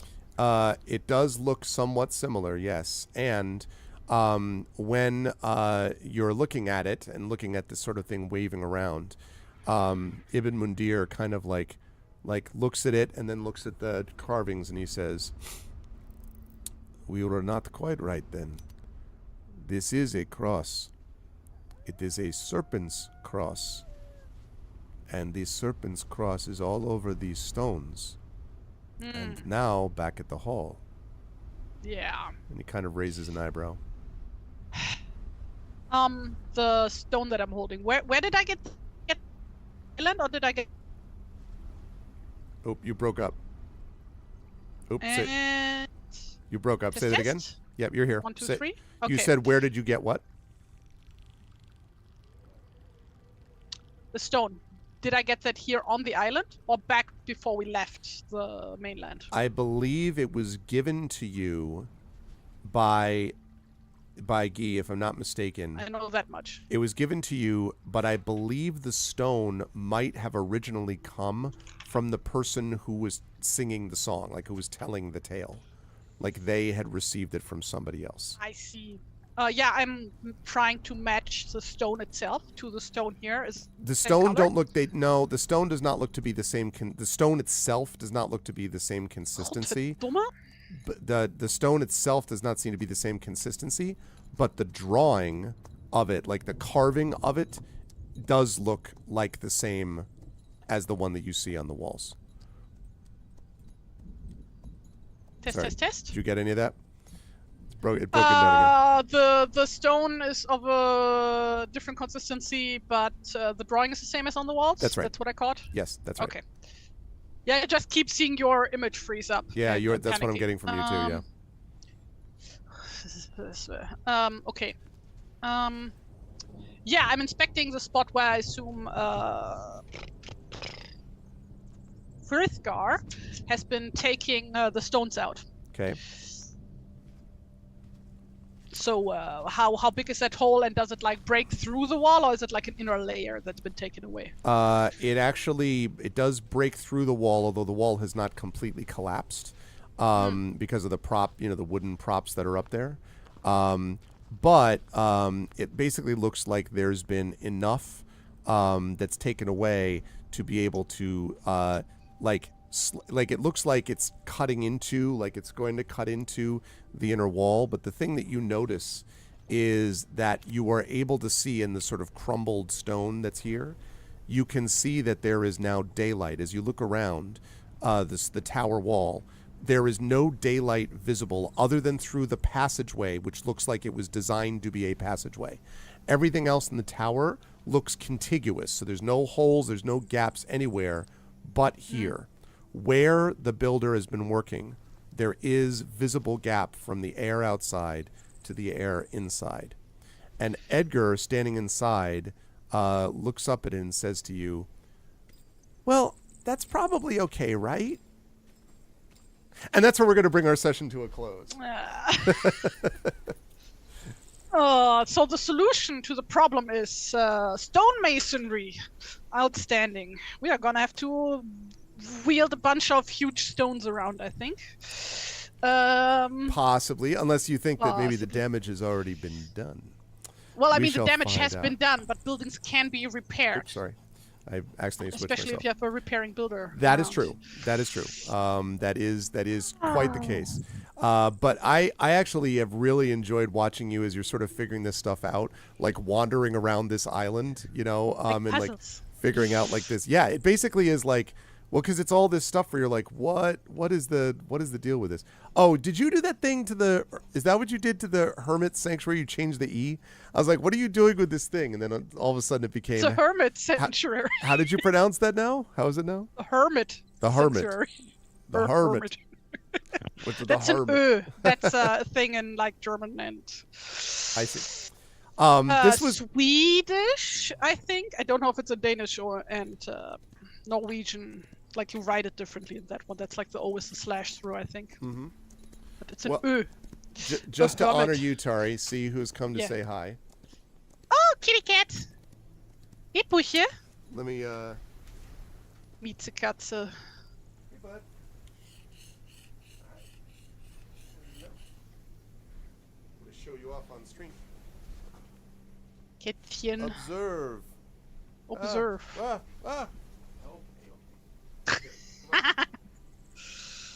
Yes, classic. Cat does not want. Oh, okay. He was like. Sherbert was denied. Like. Yeah, Sherbert was like, "Listen, don't be showing me when I don't want to. I'm in a play mode."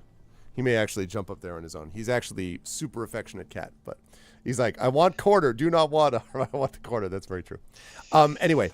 So, good stuff today, though, Tari. I think that Runesild made some good progress in sort of figuring out what may be going on here. Yeah, this was fun. And also calculating, like, very different kinds of characters, too, that we've got in terms of the Provisioner, very different from your boy Frithgar. Oh, different kinds of I people. hadn't noticed, Greg. No, not at all. Super different people. Could be twins. But it reminds me very much of like walking into a small town and being like, trying to figure out the relationships between everybody. Runesild is there. And then, who's of course, dating who? Yeah, that's right. And exactly, I can ship them. But then on top of that, you've also got the fact that Runesild lost a crew member. And I am curious to see how that's going to affect, like there was a little bit of grumbling, but Runesild was able to get over it with, everything's fine and like slap someone in the back type of thing. But it'll be interesting to see how long that sort of thing will last, even with Runesild's, famous charisma.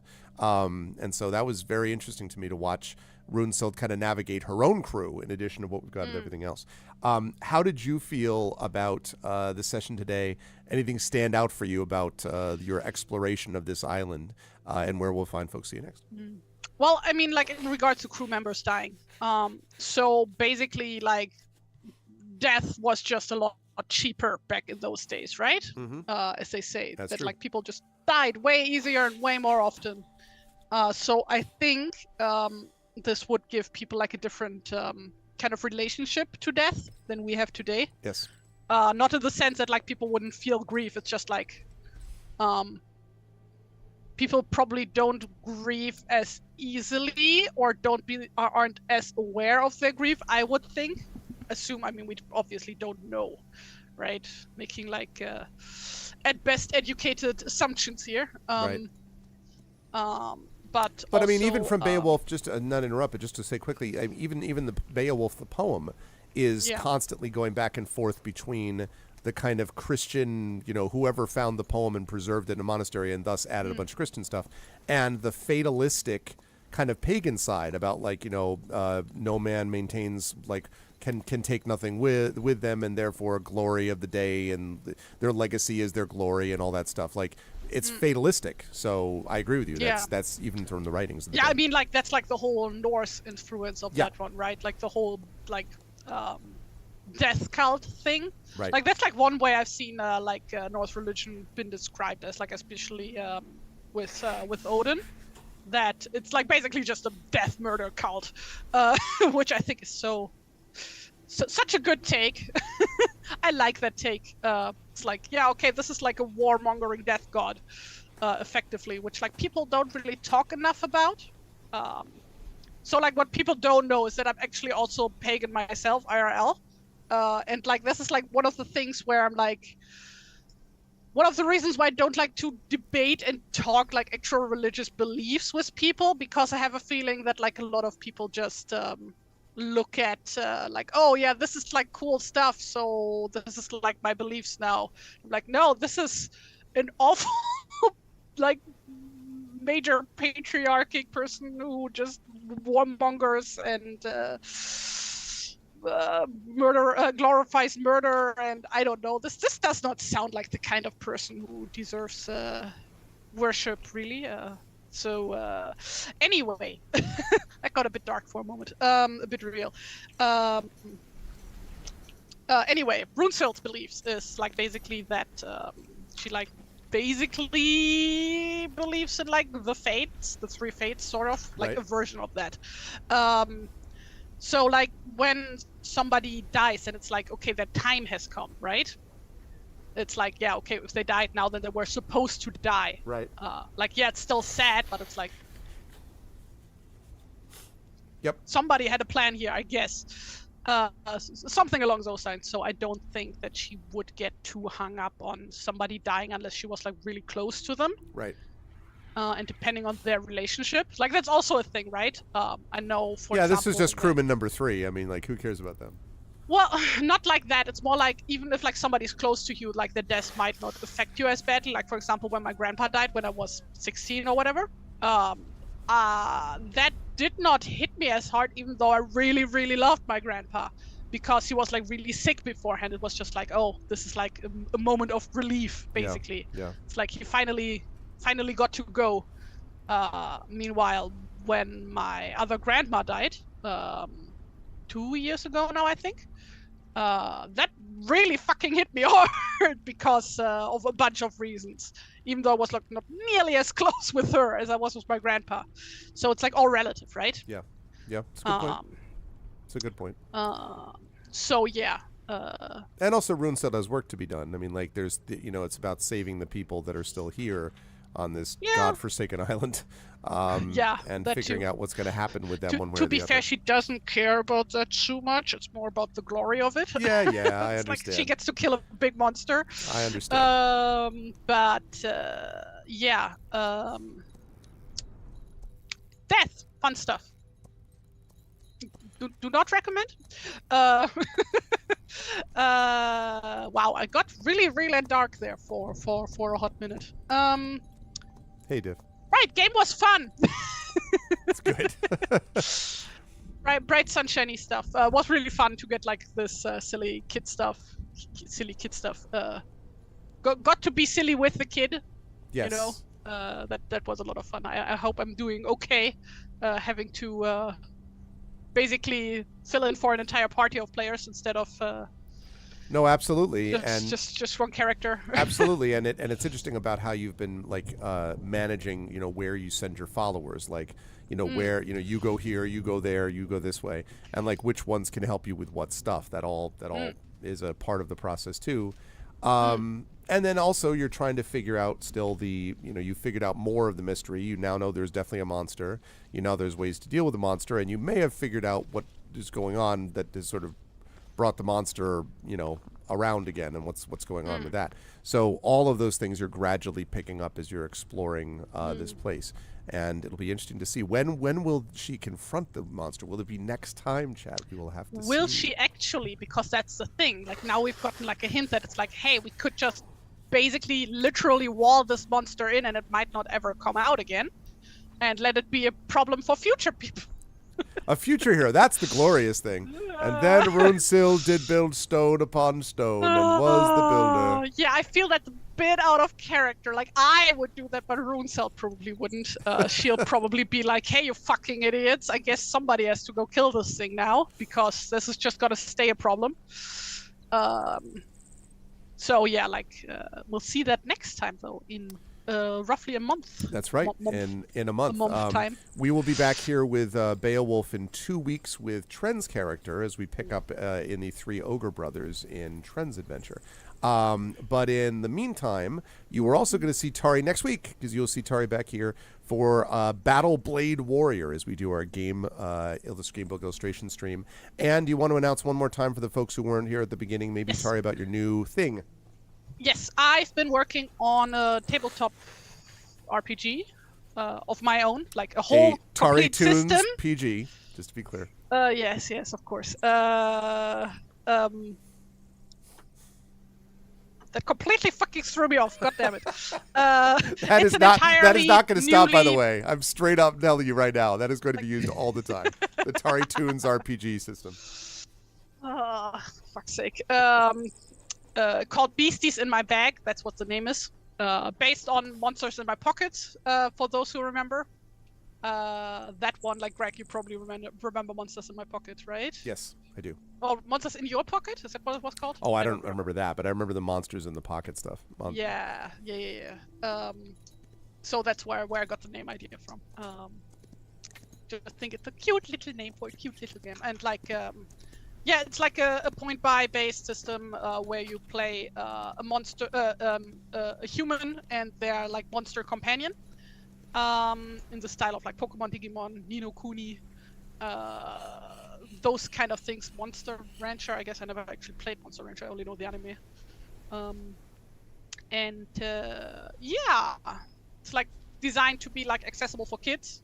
That was like important to me very much, and like very little math to do, which means that for writing this I have to pre-do a lot of math so that people have to do less math when they actually play. You're taking the hit for them. You are the true hero. You're the true MVP. Yesterday and today I've been just doing like writing for like as rough estimated travel times in like both the imperial system and the metric system, and it's just like what do you call that? Dreisatz, when you like basically divide a number through 100 and then times whatever you wanted to match. You've left me way behind with math. Like let's just start with that. Math. It's basic math. Yeah. But I'm really, really bad at math. That's like my problem. I'm like really bad at this stuff. I'm like borderline dyscalculic. Yeah, that's just been driving me insane. But this table I will be able to use for any game I play from now on, not just this one, because this is like just based on real world stuff. Though most games don't have bullet trains in them, I think. That's probably true. So yeah, like very excited to showcase that once I have more to show for it. I am too. Currently, it's like mainly a Word document and some concept sketches, and a bunch of spreadsheets. But yeah, I hope to put that into like a playtesting version soon that people can test out to enjoy with friends and family. It would be nice to actually see some kids playing this game, because I did try to design this with kids in mind. I think it's neat. I think it's like, as I said, I think it's a cool concept, and I am excited to feature it and to have it on here. It'll be great. So that's the basic big news. Otherwise, they can find you where, Taria, online? On Tumblr at TariToons, and also at Tari's Backyard, which is like my rambly blog where I don't post art. Everything else, like for example, updates on BCs in my bag for now. I should make a separate blog for that, I suppose. And also on Instagram and on Blue Sky, and also since yesterday on Ko-fi. Oh. Yes.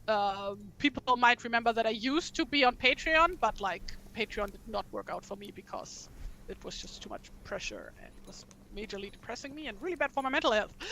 So I just deactivated that by now, and I set up a Ko-fi now, because that's just for people who are not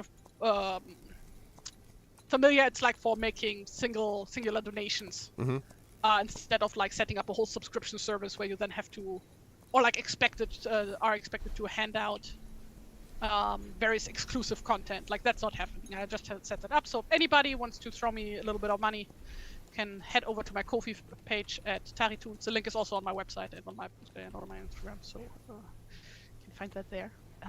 To buy me a cup of coffee. That's why that's called that. So yeah, that's me. Very cool. And Tari, God, I'm tired. I'm really rambling. Yeah, Jesus. well, now you can go get some sleep. But again, thank you. Not that late. Thank you, Tari, because this was a lot of fun, and yeah, I'm really enjoying this, being able to do these sort of separate adventures. And I will see you back here next week for some game book illustration. Jack, can we get some when love? Greg will draw and I will lead the game. No. So can we get some? Set up a session for April 1st. I will. You know what I might do for that actually would be one of those deals, like either as part of a subathon or part of a Patreon boost or part of something like that. Maybe one of the things will be. It will look ridiculous. You don't understand how bad. You do not get it. I draw like a 3-year-old would. I am a horrific. That sounds like an amazing time. I hope you like. The only thing I can draw is a peanut, so I hope that you are ready to. Not even a potato. That's disappointing. Nope, too circular or something. Too circular. But anyway, it was a great pleasure to have Tari with us. Tari, thank you, and we will have some back with us very soon. Thank you, Tari. Bye. Bye now. Au revoir. All right, and that is the amazing and awesome TariToons. Good stuff. I really, really have been enjoying doing this quite a bit, and I am excited to see where this goes. I like it when a system and a kind of adventure comes together, and when you can just sort of see as you're working on it, you're like, I see how this is going to click. And for me, it was today when Tari's looking around the tower, when Runestilled is looking around the tower, and then Runestild's like, I see what's happening, and I was just like, aha. It was. I really. No, you were fine, Tari.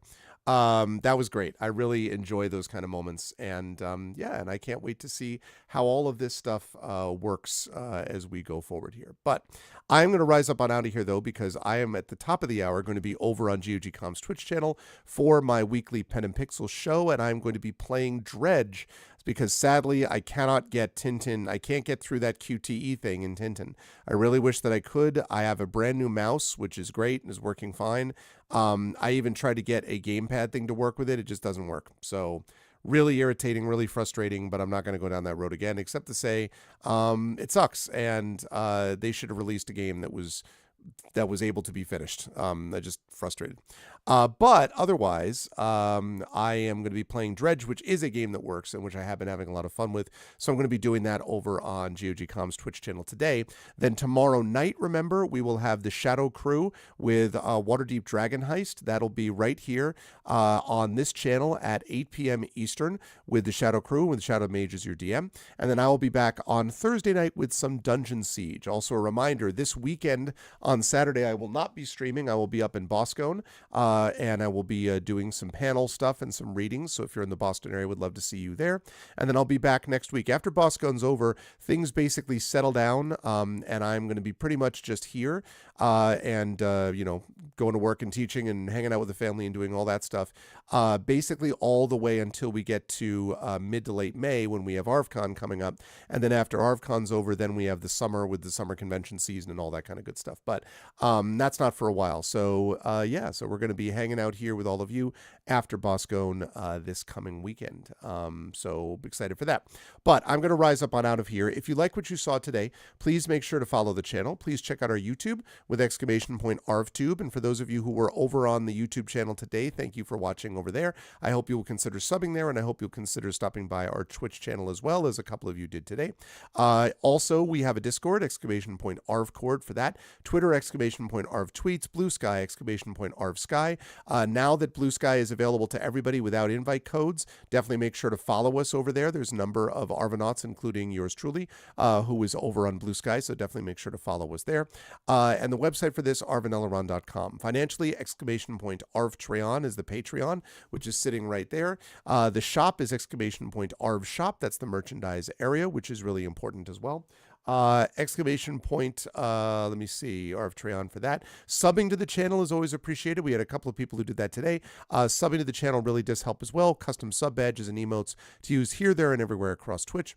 And of course, we have our publishing stuff. Icarus for my graphic novel from Athos Arts. Library is my 5e adventure and sourcebook from Alligator Alley Entertainment.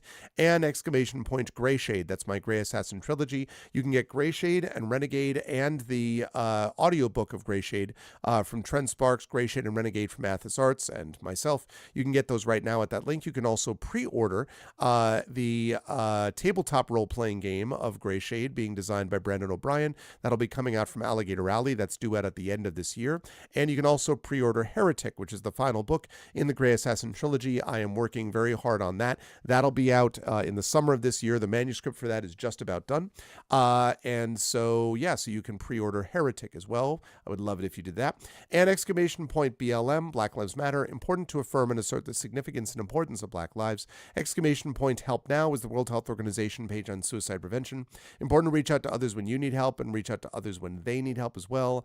And Ukraine, UKRAINE, to help the people of Ukraine as they fight back against an illegal and illegitimate war with bravery and courage, and send the message that we will do so for others in the future. Also, I realized I didn't show this to you all today, but I wanted you to see that I'm actually wearing a new jersey that I just got. That is a vintage jersey for the Venezia Football Club, Venice's football club. It's got this awesome winged, you can see right there, this winged lion right there, right? Which is winged lion is it's part of the iconography and so on in Venice.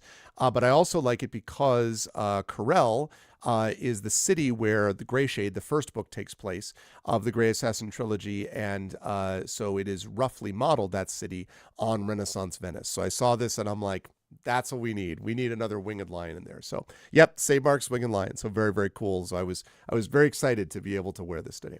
But that's gonna be it for me. I will see you folks in about 35 minutes up at GOG.com's Twitch channel Did I say? I did say BLM. I did all that. So I'll see you at 4 p.m. Eastern on GOG.com's Twitch channel for Pen and Pixels and Dredge. Until then, I want to thank everyone who made this an awesome stream. Thank you to Triffity Mats for manning the fort on the mod side, as always. always, mods are the best in the business. Thank you to my Patreon supporters and subscribers, Triffid, Effect Life, Wispy Song, Divinorium, and Trendane, of course. And thank you to my viewers. Thank you to Zero Sophia. Thank you to Aqua. Thank you to Big Boss Black Fury Brahms. What's up, Brahms? Thank you to Gary. Thank you to Mark. And thank you to the other Mark. Thank you to Mr. Jonas, Regress, and Sakoki. Thank you so much to all the folks who watched today.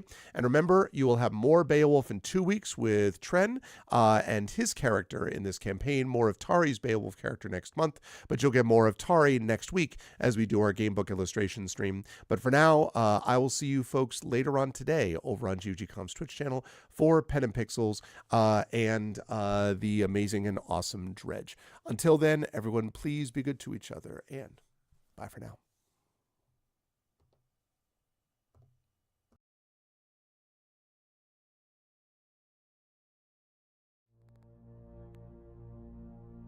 Then on the strand, with steeds and treasure and armor, their roomy and ring-dight ship was heavily laden. High its mast rose over Hrothgar's hoarded gems. A sword to the boat guard Beowulf gave, mounted with gold. On the mead bench, since he was better esteemed, that blade possessing heirloom old. Their ocean keel boarding, they drove through the deep, and Daneland left. A sea cloth was set, a sail with ropes firm to the mast, the flood timbers moaned.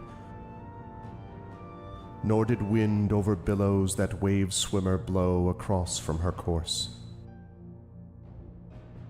The craft sped on, foam-necked it floated forth o'er the waves, keel firm bound over briny currents,